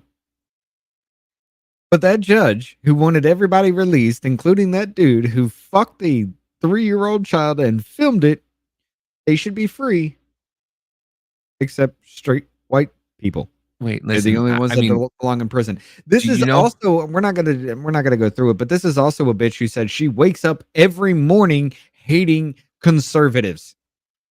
So anybody with any conservative leaning that walks into her courtroom, guess who's going to prison? Doesn't matter if you're innocent or not. Guess who's going to prison? Which leads off into the next situation. But I want you all to understand that was talking about the Supreme Court. They were talking about ethics for the Supreme Court, and they wanted to subpoena people like what's his name, Clarence Thomas, because he's a black Republican, and apparently he let his friends take him on vacation. I mean, that's the argument. That's the crux of the argument. His friends took him on vacation, so therefore he took bribes and he got special treatment, and it was all for political favors because his friends took him on vacation with him. But because of that situation, because of everything we just heard, the Republicans just up and left. The only one there that was remaining at the table was the only one that couldn't leave, which was Lindsey Graham. So they didn't have the votes, but yet they still said, hey, we have the 60% we need of these votes. Everybody else is not voting, so therefore it lowers the amount we need. Unilaterally passed, but Democrats unsuccessfully try to authorize subpoena in latest attempt to discredit the Supreme Court. Chairman Durbin cut off debate, offering amendments by immediately ordering a roll call vote to authorize the subpoena, contrary to an earlier statement to the ranking member Graham. Ranking member Graham objected and demanded a roll call vote on the decision to end the debate, which he is entitled to request under Committee Rule 4. In response to Ranking Member Graham's objection, Chairman Durbin moved to suspend Committee Rule 4. He later clarified that this was a motion to end debate. A roll call vote was held in motion to end debate. The motion failed under Committee Rule 4, but no Republican voted in favor of the motion as required. The clock struck noon. Chairman Durbin then ordered a roll call to authorize the subpoena. His calling the vote violated Committee Rule 4 because the motion to end the debate failed. Ranking Member Graham attempted to make a point of order regarding the rule violation, but Chairman Durbin refused to entertain his point of order, which it is a rule. If it's a real point of order, it must be heard. The clerk called the roll with no Republicans present. During the roll call vote, because no Republicans were present, the committee lacked a quorum to transact business as required by Committee Rule 3. Committee Rule 3 requires 2 members of the minority for a quorum, which is how they actually got away with the January 6th committee, because there were 2 of the 5 Republicans in that. That's how they got away with that. The roll call vote on the subpoenas happened after 12 p.m. where the 2-hour rule was invoked. This violated the Senate Standing Rule 26. So the subpoenas that they tried to give out to the Supreme Court failed. Okay? But this chairman, Dick Durbin, second in line for the Democratic Senate, just literally confirmed the great replacement theory. Let's hear this out. What troubles me about the debate now about the southern border is it is one half of the immigration equation. Yes, we need order at the border. Yes, we need to have changes in the laws that reflect the reality of the overwhelming numbers from all over the world who are coming to our shores and our border. But there's also an incredible demand for legal immigration into this country even now. The presiding officer, my colleague from the state of Illinois, has legislation which addresses one aspect of that.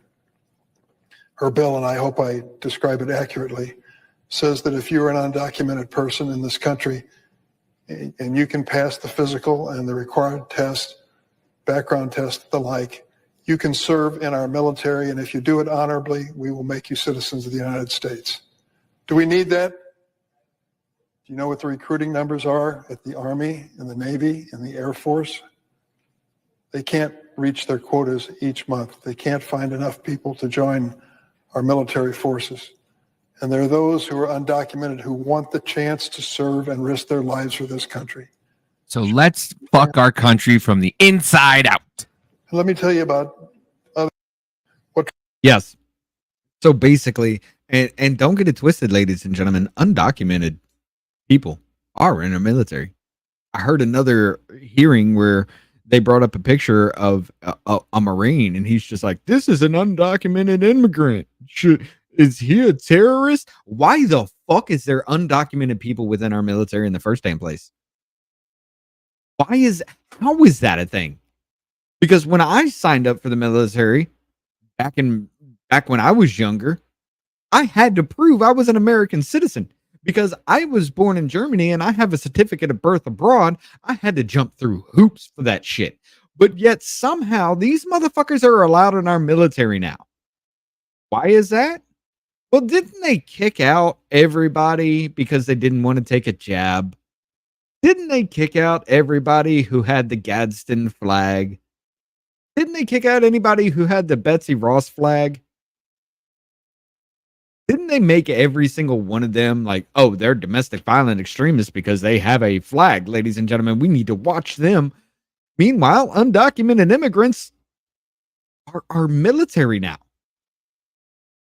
Now, hold on a minute. Wasn't it not that long ago with the lockdowns and everything that they were talking about using the military to enforce the lockdowns? And we saw videos, especially that one woman, she's like, I don't care. If I'm told to shoot you, I'll shoot you. I don't care. Now, that's an American citizen. And a lot of American citizens in the military would tell you, I'm not shooting on my own people. What happens when they have no allegiance to their own people? By the way, she's still in the military and she's still on TikTok spouting that bullshit. Yes. Durbin really wants an army loyal to them and not to the people, so it'll be easier to kill those who stand against these tyrants. That's the point. That plus the fact when they actually say, hey, martial law, lockdown, let's go, they won't think twice about shooting you.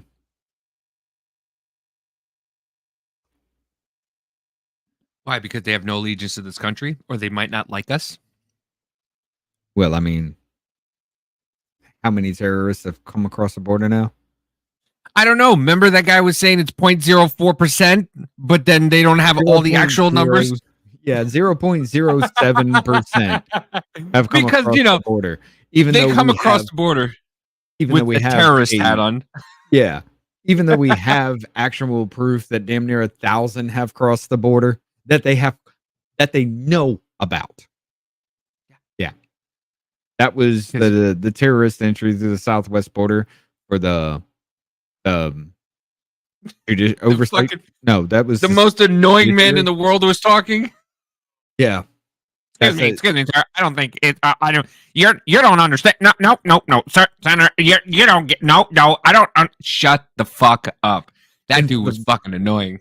For the Voice of the People channel, that actual hearing, that part that you hear when I start up, you know, you got that 30-second countdown and it rolls off into that little it's a little ad on Twitter. That was that hearing where that came from. Pay attention, ladies and gentlemen, because that motherfucker did say, look, here's the thing. The border's not a problem. It's not. There's not terrorists coming through the southwest border because nobody who has ever come through the southwest border has ever committed an act of terrorism, so therefore it doesn't happen. But yet, if you want to solve the problem at the border, even though it is not a problem, just let them all in unabated. Okay. And the most amount of terrorists coming in America are Americans. Those are the biggest terroristic threat. And shut your fucking mouth.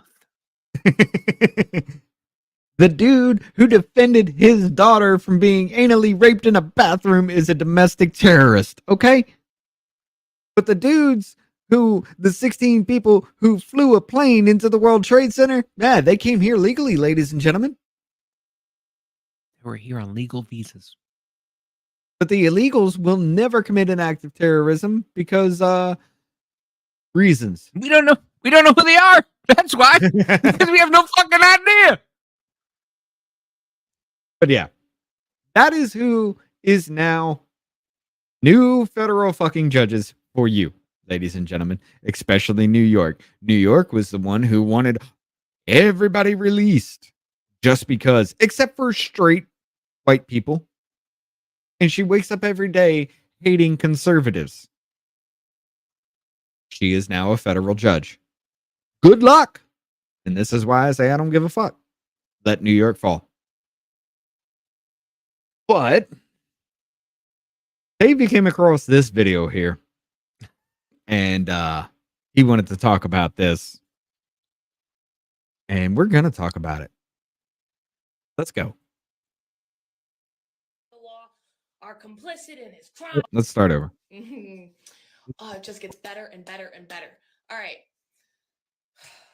I'm going to try my best to remain calm, but I will give it potential. The fact that at first when she started talking, I didn't want to like her because I thought she was going one way and she proved me wrong. When I first saw her, I was like, I'm not going to like this. I'm not going to like this. And then she made a hard right and I went, you go, sister. I mean, she has all the markings of being that type of person. The hair color isn't there, but the piercings, the big glasses, the crazy eyes, she has all the markings. So I'm going to sit here and think she was one of them. She looks like my sister too, almost dead on. And I was just like, and my sister is far left. She is. When I said left, I'm talking about way fucking left field. And she looks like my sister. So I had a personal like, fuck this bitch at first. And then I started listening to her and I went, oh. All right, go ahead. Yeah. Okay. I get so sick and tired of people saying that there is no political persecution, that it isn't a witch hunt, that that's not what's going on. They're just following the letter of the law, and he broke the law. And anyone who says that he didn't break the law are complicit in his crimes and blah, blah, blah, blah, blah, all the stupid bullshit, right? Because that's what's going on in New York, right? He's on trial for fraud, for defrauding a bank. Like that's what he's on trial for, right? That's what we've been told. It's what's been plastered all over the fucking media. You want to know what they're dead fucking silent about? The bank that he got the fucking loan from. They went on the stand yesterday. We're on the stand. You want to know what they said? The exact fucking opposite of what Letitia James says. Yep. What Judge Engeron is accusing him of doing, and said, hey, yeah, you're guilty. Before it even went to fucking trial, yeah, you're guilty. You defrauded the bank. And then you have the bank come in and say, nah, man, we sent our own fucking appraisers and we didn't just go off of his word. That's crazy because that is the liability of banks before they give you any type of money. That's how it works. They don't just go off your word. I can say that my house right now is $500,000, $600,000 fucking $1,000. Are they going to believe me?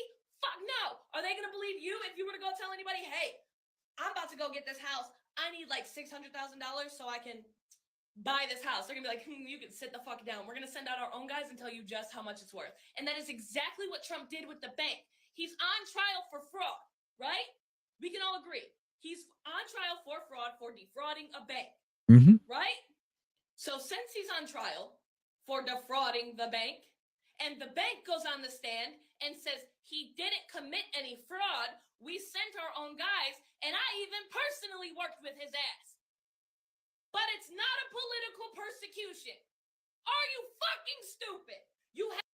Let's give a little bit of backstory to this. She is completely 100% right. 2 minutes and 16 seconds in, she is completely 100% right in this. You're going to sit there and tell me that Judge Ingram literally says in court before anything begins, no, here's the way it's going to be. You're guilty. This is only to determine how much guilt you have. Okay? This is not about you defrauding. This is about how much you owe. Ar-a-Lago is worth $18 million. And that's the way it is. Never mind the fact that this is like 65,000 square foot, 100 and something fucking rooms on 20 acres of prime real estate. It's $18 million, but yet there is a 6-bedroom, 5-bathroom house on a third of an acre lot that is $50 million right across the road. How does that make sense? Now, it should scare every single fucking one of you that at a stroke of a pen, a judge can take everything from you and devalue it all. Your car, your house. At the stroke of a pen, it's worth $2. And you owe us money still.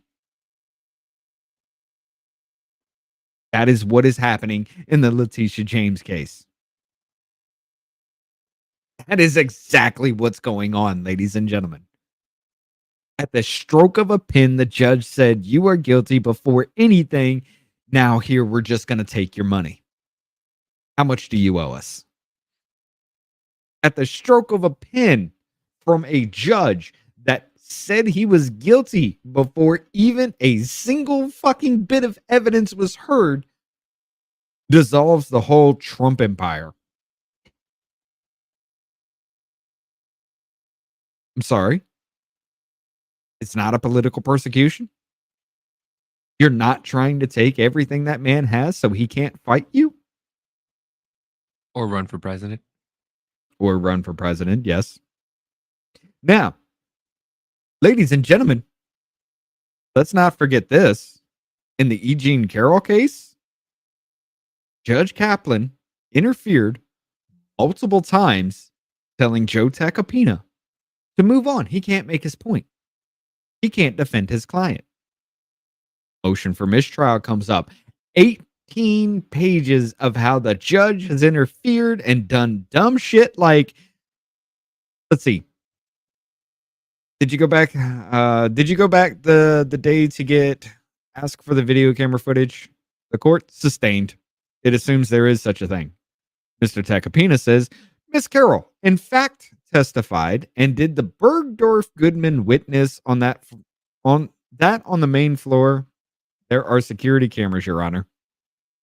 The court, Miss Carroll testified she guessed, and we have the testimony from the witnesses who was at Bergdorf at the time, and she said what she said. The witnesses said, I don't know what the fuck you're talking about. But that was their testimony. We are not going to ask questions based on that kind of statement. Mr. Tacopina says, can I ask a question? The court, I don't know yet. I have not heard it. Such a fucking condescending fucking statement. Can I go to the bathroom? I don't know. Can you? Fuck you. Right? Mr. Tacopina says, I know you don't know it, so I'm going to ask it, and you will let me know. Did you ever attempt to ascertain whether there is a video footage of you and Donald Trump at Bergdorf Goodman? Mr. Farah, objection. The court sustained. I sustained the objection to that question within the last 3 minutes. So in other words, you can't ask that question, ladies and gentlemen. Was there ever any video footage? Did you look for any video footage? You can't ask that question. I'm sorry, video footage.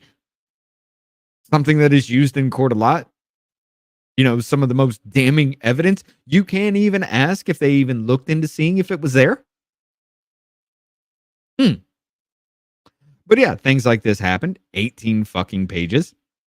But according to you, you wouldn't bring a criminal charge against him because that would be disrespectful to women being raped by the border around the world. Objection. You already asked that question. I did not ask that question. I played what she said. I'm asking a question about what she said. This is not a criminal case, Your Honor. Sustained. Let me ask you this. How would you, if it's not a criminal case, how would you be bringing criminal charges being disrespectful to somebody or to some people at the border? Objection. Sustained. Correct me if I'm wrong, counsel, but I believe in the state of New York, private individuals can bring criminal charges and probably not have been able to do that in at least a century or two. You read Ken. In New York, private individuals can't bring criminal charges. Yeah. Probably have not been able to do that in at least a century or two. And Mr. Tacopina says, no, they can't. They could go to the police department. That's not what you said, counselor. We have been down. We have been up and down the mountain in the question, or whether she went to the police. So let's move on. We have not been up and down the mountain of what we just heard. Can I ask one question? Move on. I guess not. In other words, the judge told the defense attorney, you cannot defend your client. Move the fuck on. This happens a lot in this whole damn movement. 18 pages of this motion for mistrial. 18 pages of this. And you know what happened in there? The judge said, I did everything above board. Dismissed. Wait, so you're telling me this wasn't a criminal trial? No. Oh, wait, that wasn't a civil trial. She was suing him for money because she alleged he raped her. And that was. So then he wasn't found guilty of rape then?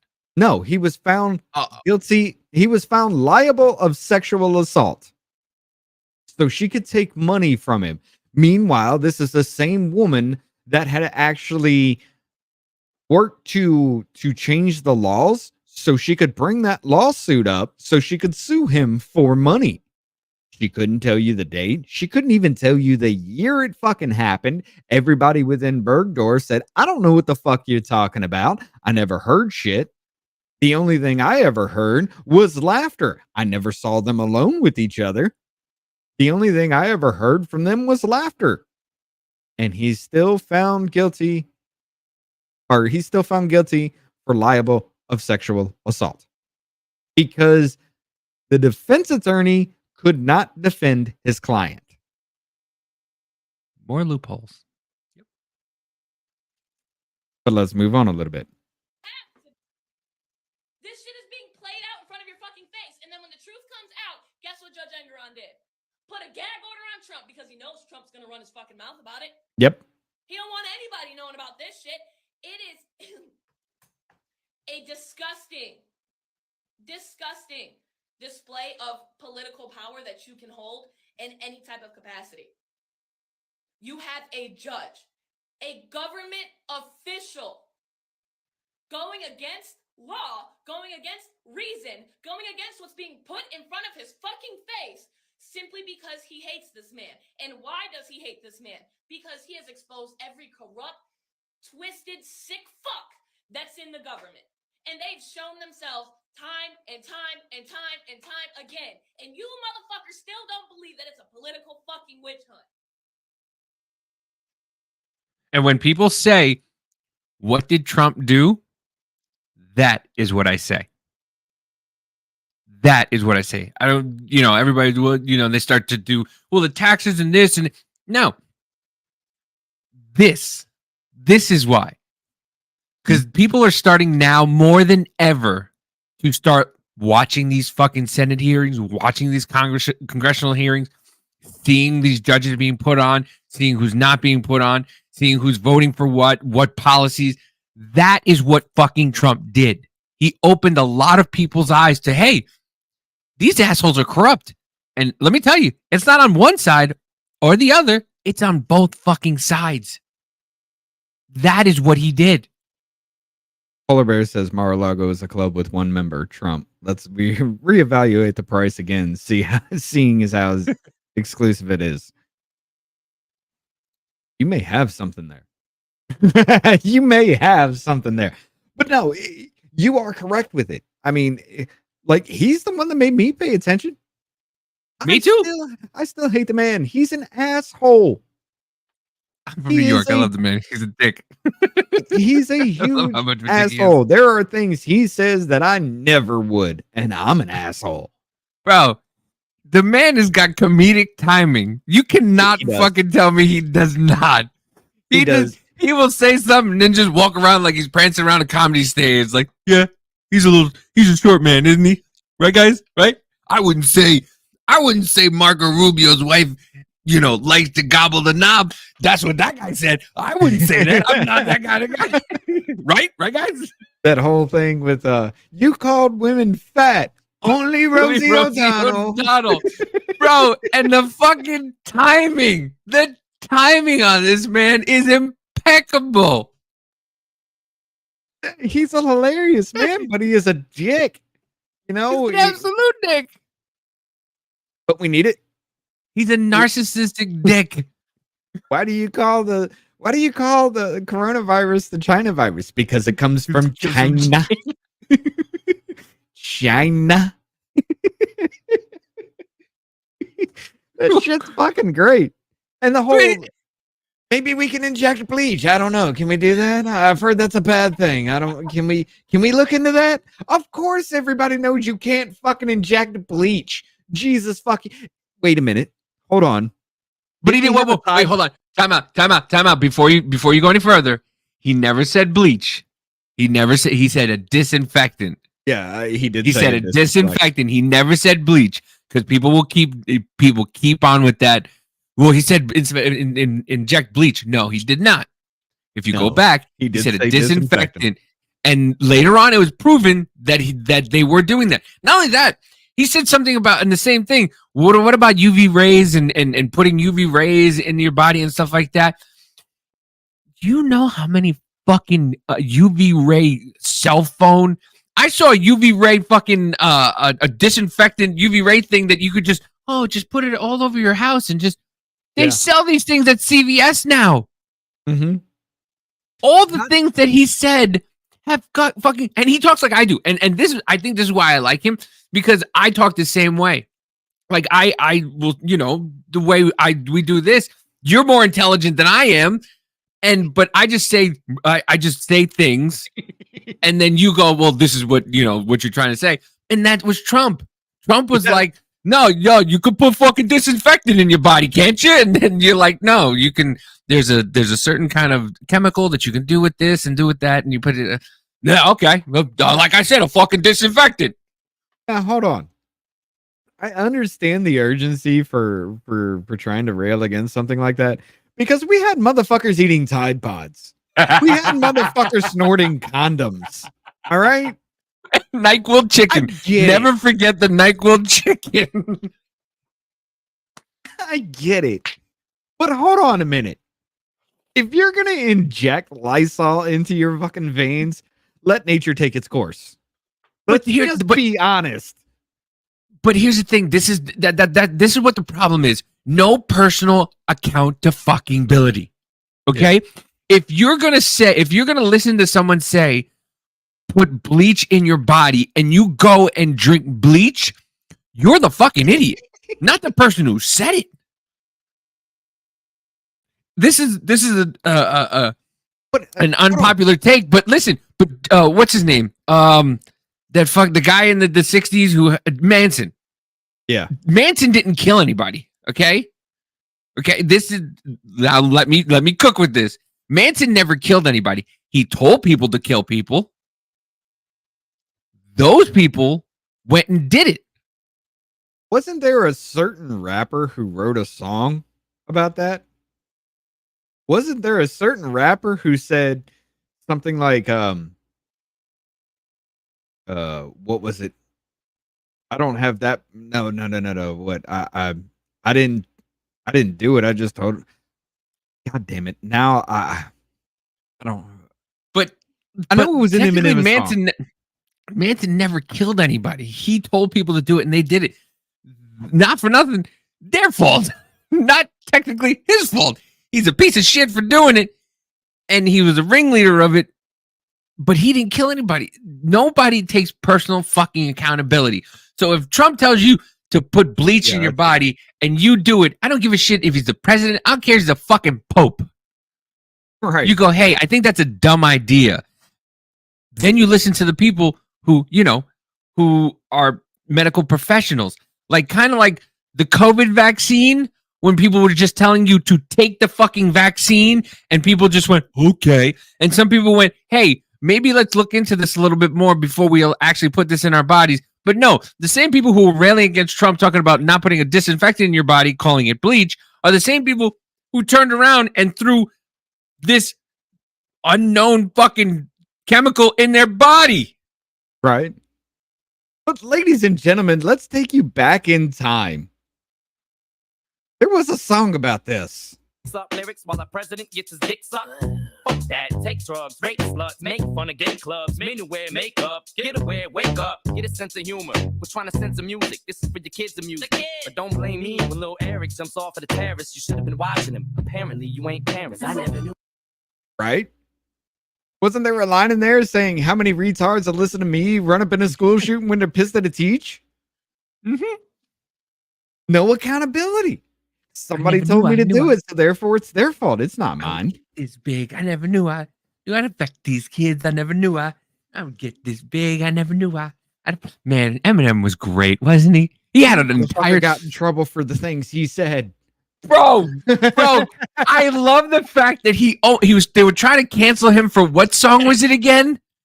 They were trying to cancel him for some fucking dumbass song. And I was just like, you ever heard the song Kim? None of y'all motherfuckers ever heard the song Kim? Where he literally he fucking kills his baby mama, locks her in a trunk and murders her. And everybody's like, that's fine, but you said gay. Or no, it was the F word. You said faggot. That's bad. You can kill your baby mama, but you can't call somebody a faggot. What? Bro, there's literally a portion where you can hear him drag his wife's body in through the leaves. The very beginning of that, yes, on the EP where he tells version. his daughter, "Don't worry, Haley, everything's gonna be okay."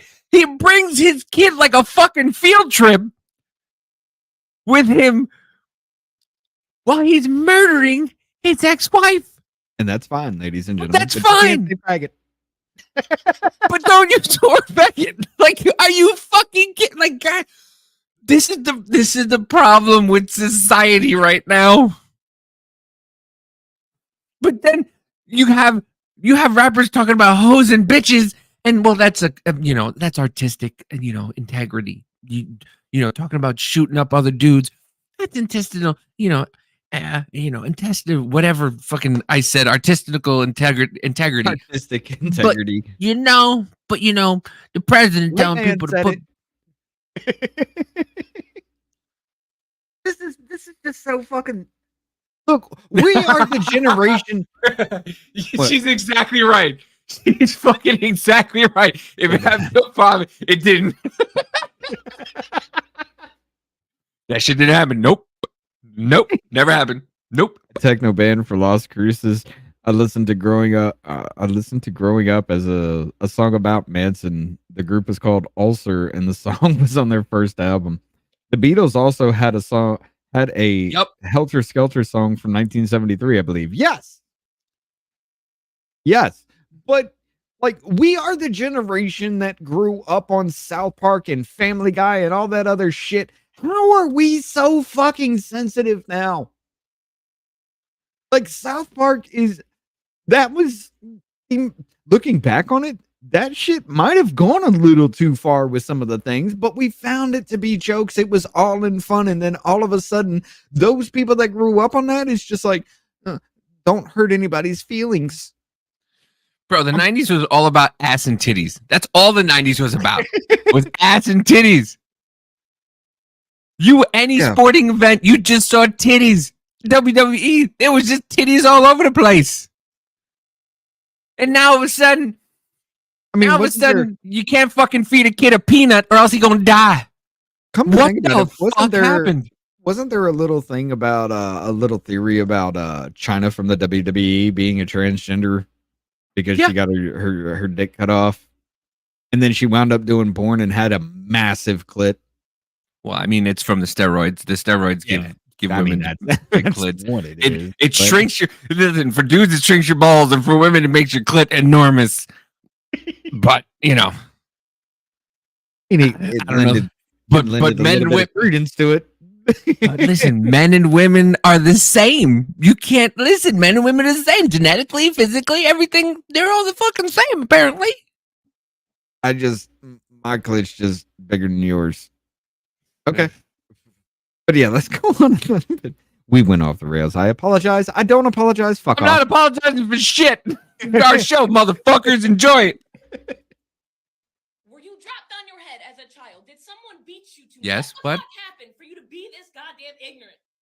Please. It is in Go front off. of your faces. And you still don't say shit. You don't say, you know what? Yeah, this is a little bit fucked up. I might not like the guy. But even I can admit when I was wrong. It's in front of your fucking faces. It is embarrassing. It is embarrassing that the way that our country is going, that everything that is being turned into a shitstorm is just flying over y'all's heads and it's just living rent fucking free. Y'all don't give a fuck in the world. But when shit pops off, who you gonna call? Everybody else has been telling you this shit for years. It's too late now. I mean, no, they're Get ready, y'all. But yeah, she is completely 100% right in all that shit. As a matter of fact, ladies and gentlemen, in the same damn case, let me go back to the very beginning of this article. Trump attorneys paint Michael Cohen as a serial liar in second day of testimony. Cohen sparred with Trump lawyer Alina Abba and said former president told him to inflate assets. Hold on. In an often theoretical performance, Trump's attorney Alina Abba painted Cohen as a serial liar and a perjurer who was angry to have been spurred by Trump. You have made a career of politically attacking President Trump, haven't you? Abba asked. Yes, replied Cohen. Abba asked Cohen, is he had what? Jesus. All right, Guardian, what the fuck? Significant animosity towards Trump, stretching every syllable of the word yes. Damn it, Cohen Cassandra, replied. can you write? I know you used to be left. Is this Cassandra Fairbanks? No. Or She's Cassandra not McDonald? Guardian. Oh, no, she's not. No. By the way, This I used is to. Callum Jones in New York. Cassandra Fairbanks, I remember when she was a total lefty. Hey, she I still kinda hated her. She still kind of is. She still Dude, kind of is. I know, but I hated her. And then when she started to become more and more in Tim's circle, I was like, this bitch? Like, really? And then I started to like her a little more because she made a little bit more sense. And she's kind of gone off the rails a little bit, but you know, it is what it is. I mean, she yeah. did try to hide a whole bunch of the Eliza Blues situation. But yeah, Cohen's allegations are at the heart of the prosecutor's case against Trump, who had repeatedly and vehemently protested his innocence. Speaking to the reporters outside of the courtroom on Wednesday, Trump once again called the trial a witch hunt. We have facts on our side. Companies much stronger than they anticipated. Blah blah blah. Where was this? The whole little thing. Engoron had already ruled that former president and his family business committed fraud before the trial began. You missed that part, Guardian. This trial, which is focused on remaining claims of conspiracy, insurance fraud, and falsifying business records, will settle the punishment. Until Tuesday, Trump and Cohen had not been in the same room since the later turned on his boss. The latter turned on his boss 5 years ago. Cohen, Trump's personal attorney for more than a decade, pleaded guilty in 2018 to felony charges, including tax evasion and lying to Congress during an investigation on Trump ties with Russia.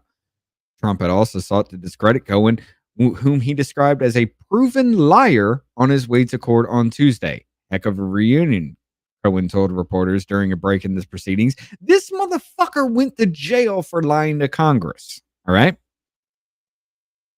By the way, Amanda said, because the wage gap started when we were kids, all the silver spoons are in power, and the rest of us with the superpowers of common sense are trapped in poverty. Yep. She's so smart. Abba had repeatedly pressed Cohen on whether he had lied in previous statements under oath. When Cohen objected to Abba's line of questioning, she shot back, "You can't object. That's not how this works. If you still had your law license, you could do that."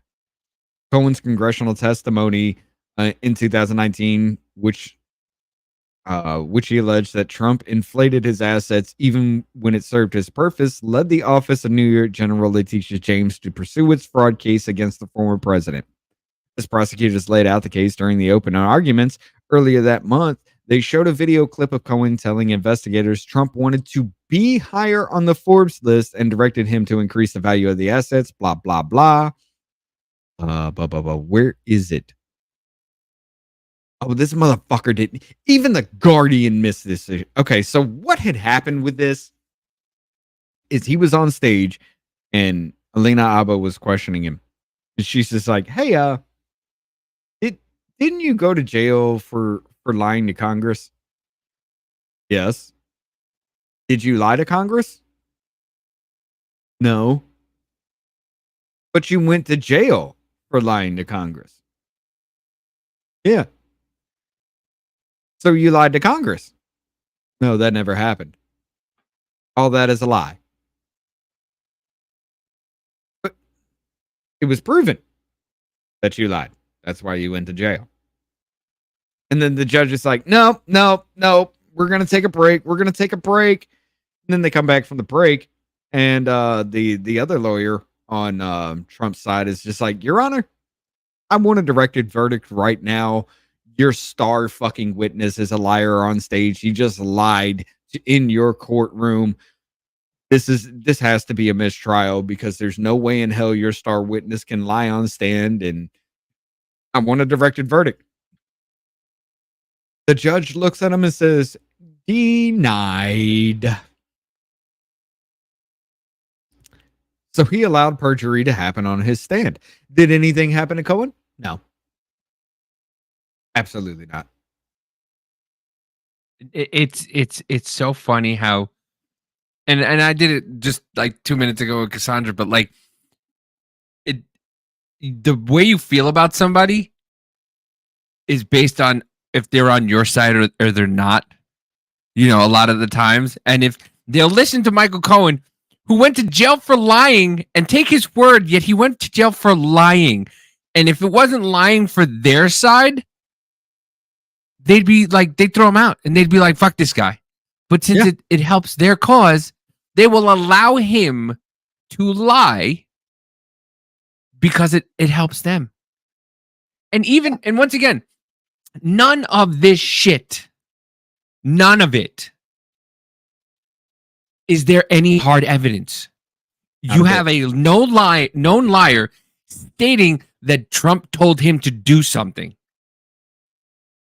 There's no hard evidence. In the E. Jean Carroll case, is there a videotape? You can't ask that question.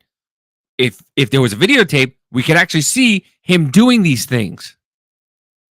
So why wouldn't you allow videotape if there was a videotape available? Nope. Third-hand accounts. Third-hand accounts. Every single thing. And that's what I try to tell people.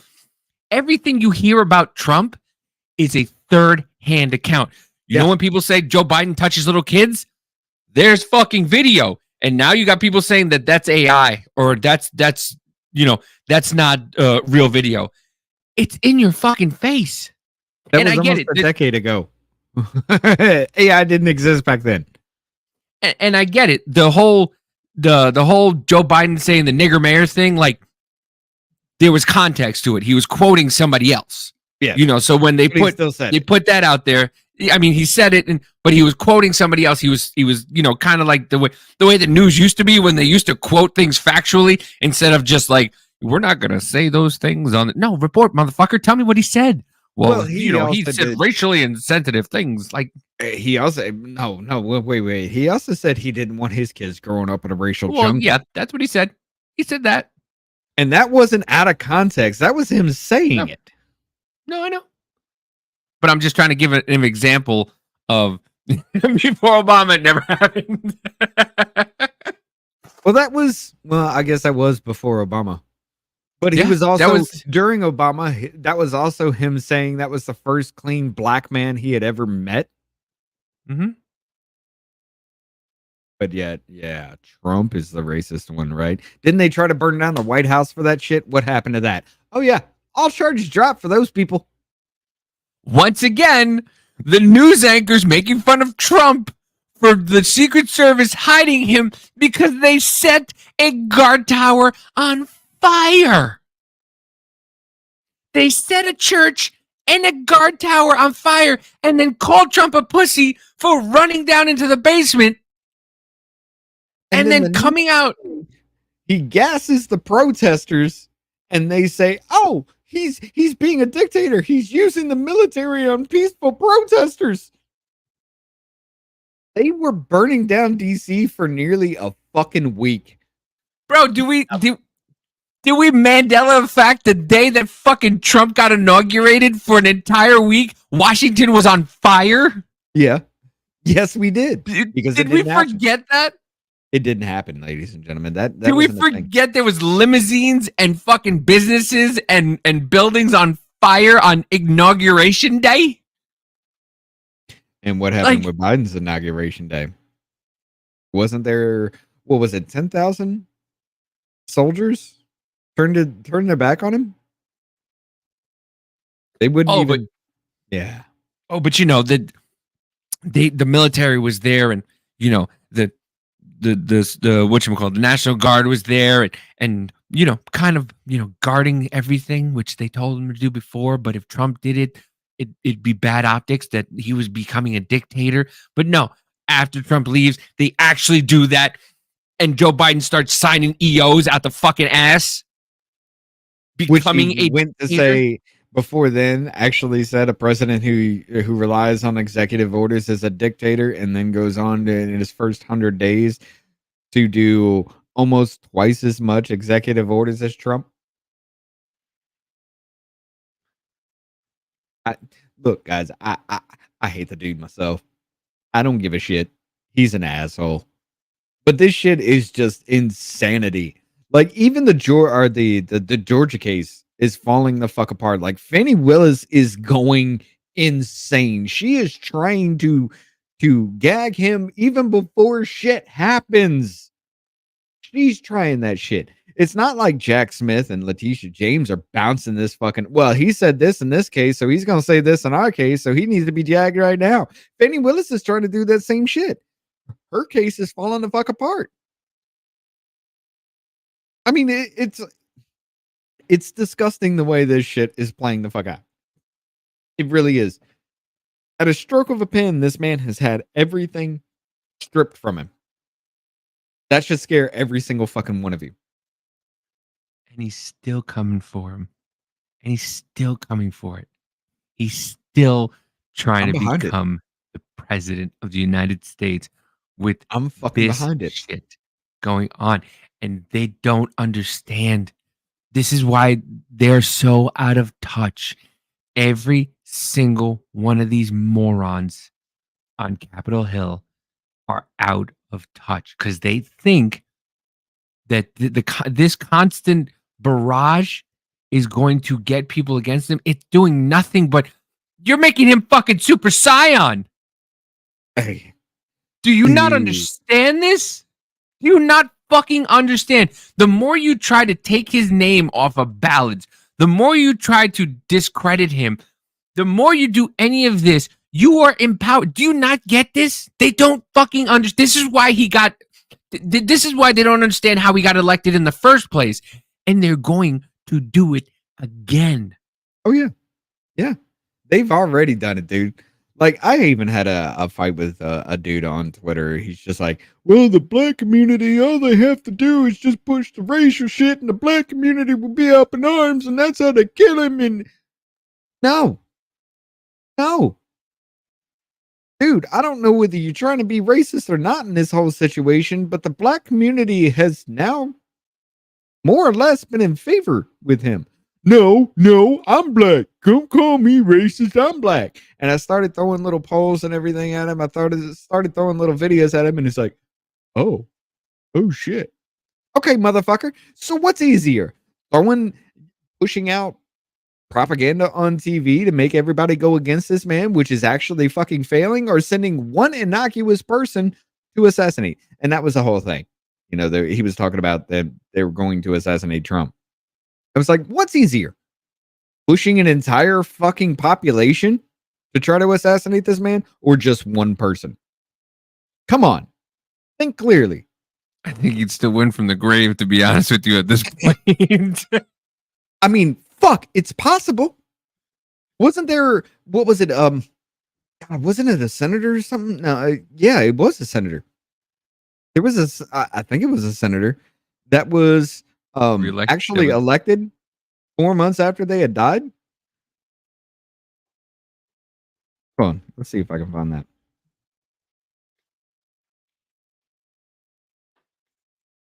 Still elected. I still can't. I still on TikTok. I still see all these debates on people talking about race and everything. Like, they're still going at it. Like, bro, how are you guys still like debating like all this nonsense, racist, but like, how are you not sick and tired of it already? Like, I'm so sick and tired of talking about racist shit. PA State Rep Anthony DeLuca elected despite being dead. Why was he on the ballot? Apparently, what had happened in this is they had printed the ballots months before, and then he died after they printed the ballots, and they're just like, we printed them, so... We printed them. That motherfucker ain't go, what the fuck just happened? So apparently you can be elected even if you're dead. As long as they print the ballots. This is why they want to get Trump off the ballot, just in case he passes away and people are like, well, he's on the ballot already, got vote for him no matter what. Dude, that would, you know how amazing that would be? So the day Trump was elected, when I woke up, I was like, get the fuck out of here. No, I was ecstatic because he won. And not because Trump won. I was ecstatic because all these, like, Donald Trump is our president. Like, are you fucking, like, I'm not really saying that out of my mouth. Donald Trump is president. I was in shock.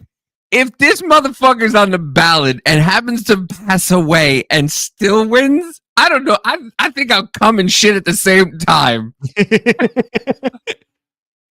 Well, okay. See, like, all right, during 2016, I was of age to vote at that time, and I'm just like, okay, this is what you're giving me to vote for. A fucking reality star and somebody with a body count longer than my fucking forearm. I'm not longer voting. than her husband's. Yeah. Well, I'm not voting. I don't give a shit. And then he was just elected president. I was like, we are living in reality TV. The dude who says you're fired is now our fucking president. And then all this shit happened, and I wasn't paying attention to shit.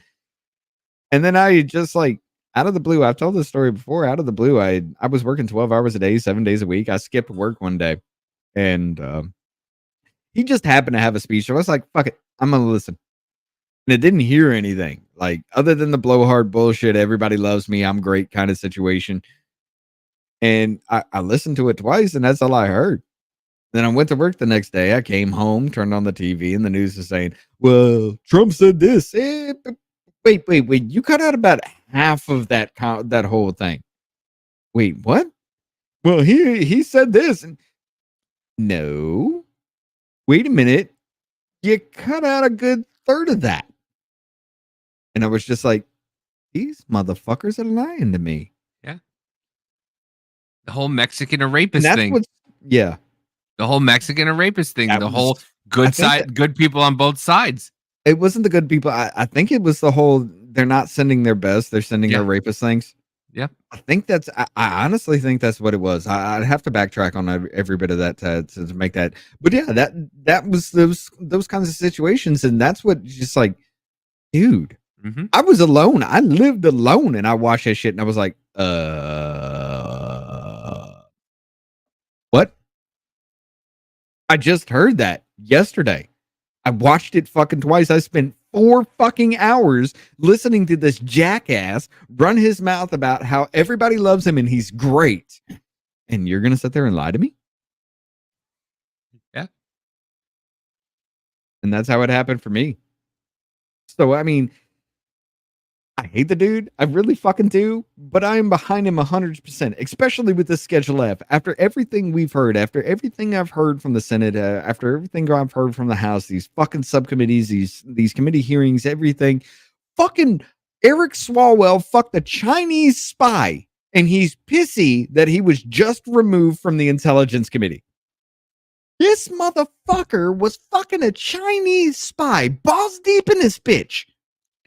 And he's pissed that he was just removed from the Intelligence Committee. And they all knew about it. They all knew that he was fucking her. Nancy Pelosi let her go in the middle of the fucking night. She was on that fucking Chinese flight, the one that was fucking downed. They said it was down. No, they intentionally fucking crashed that shit. She was the only one fucking named on that flight. The pilot wasn't. We don't even know who the fucking pilot was. But we know Fang Fang was on that fucking list. Body's still never found. Where the fuck is she? And yet he's out there crying, I was removed from the Intelligence Committee because of the weaponization of government. You treasonous son of a bitch. You were fucking a Chinese spy and Nancy Pelosi let him go. Shut up. Well, they actually did name the pilot. Everybody just thought that was the noise of the plane crashing, though.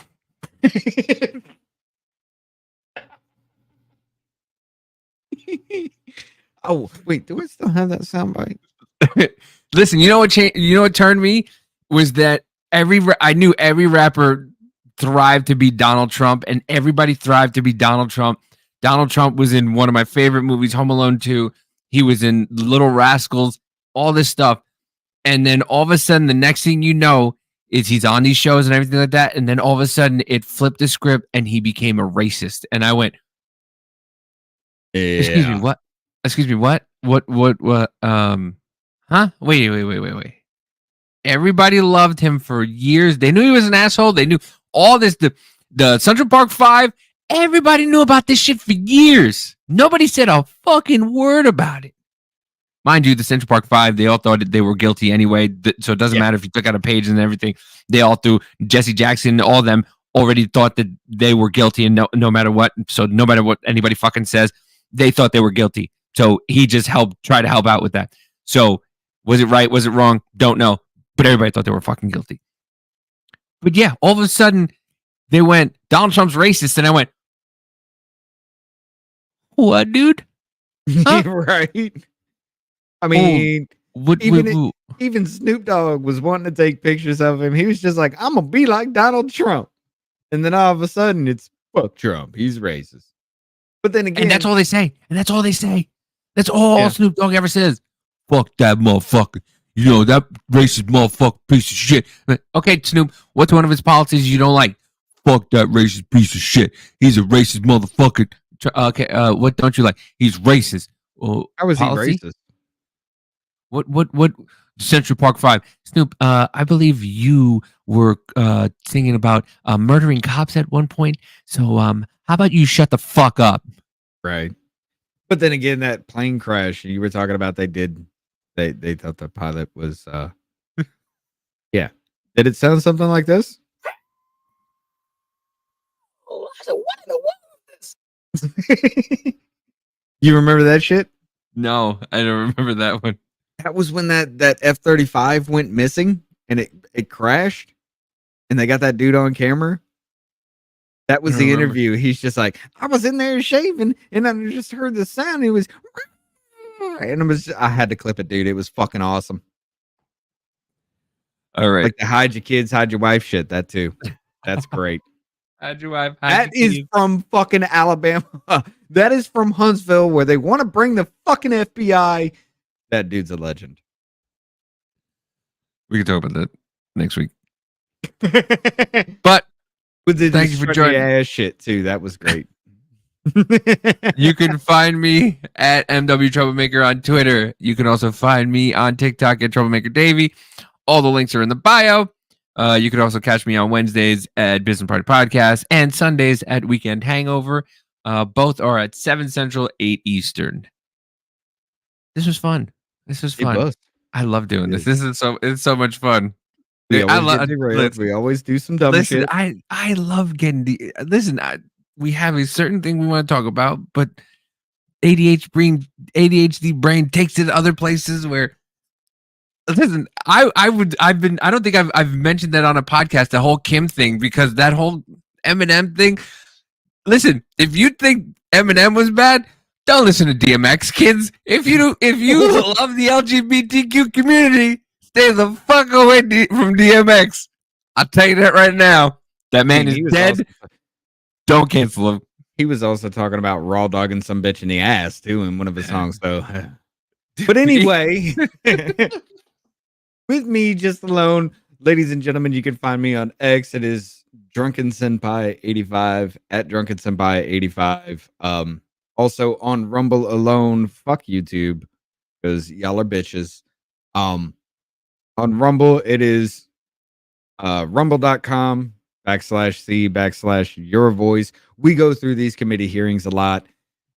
Yes, I'm gonna get pissy a lot, and I say a lot of things just like I did now. Like this is relaxed for me. But yeah, I'm gonna say it again, ladies and gentlemen. I think it's time for treason charges. You let the fucking people be the judge, the jury, the defense, the prosecution. You let the people vote. Screw our court systems. I don't want it to be involved with them anymore. And it says the train of thought derailings are great. I don't want it to be involved in these court systems anymore. You let the people vote. That is the most democratic thing I can ever think of. Y'all want to talk about threats to democracy? You are the threat to democracy. But let's go ahead and have that democratic vote, whether you are guilty or not of treason. Ladies and gentlemen, we're going to call it for tonight. Anything else? No. Okay. No, Your Honor. Well, I'm going to go ahead and leave it with this. The mainstream media has become, what is it? The mainstream narrative has become cancer. There we go. I got it. Hold on. Ladies and gentlemen, the mainstream media has become cancerous to society. Currently, there are no known cures, but there are some, what is it? Fuck! I forgot it already. There are some fucks. Yeah, there's a lot of fucks. Other treatments have shown some what the fuck ever, y'all. I'm going to remember it eventually. I'll get it back on track. I actually have a soundbite for it, but it's not loaded. I'm not going to load it up for it. Y'all have a good night. We will see you next week. Peace out.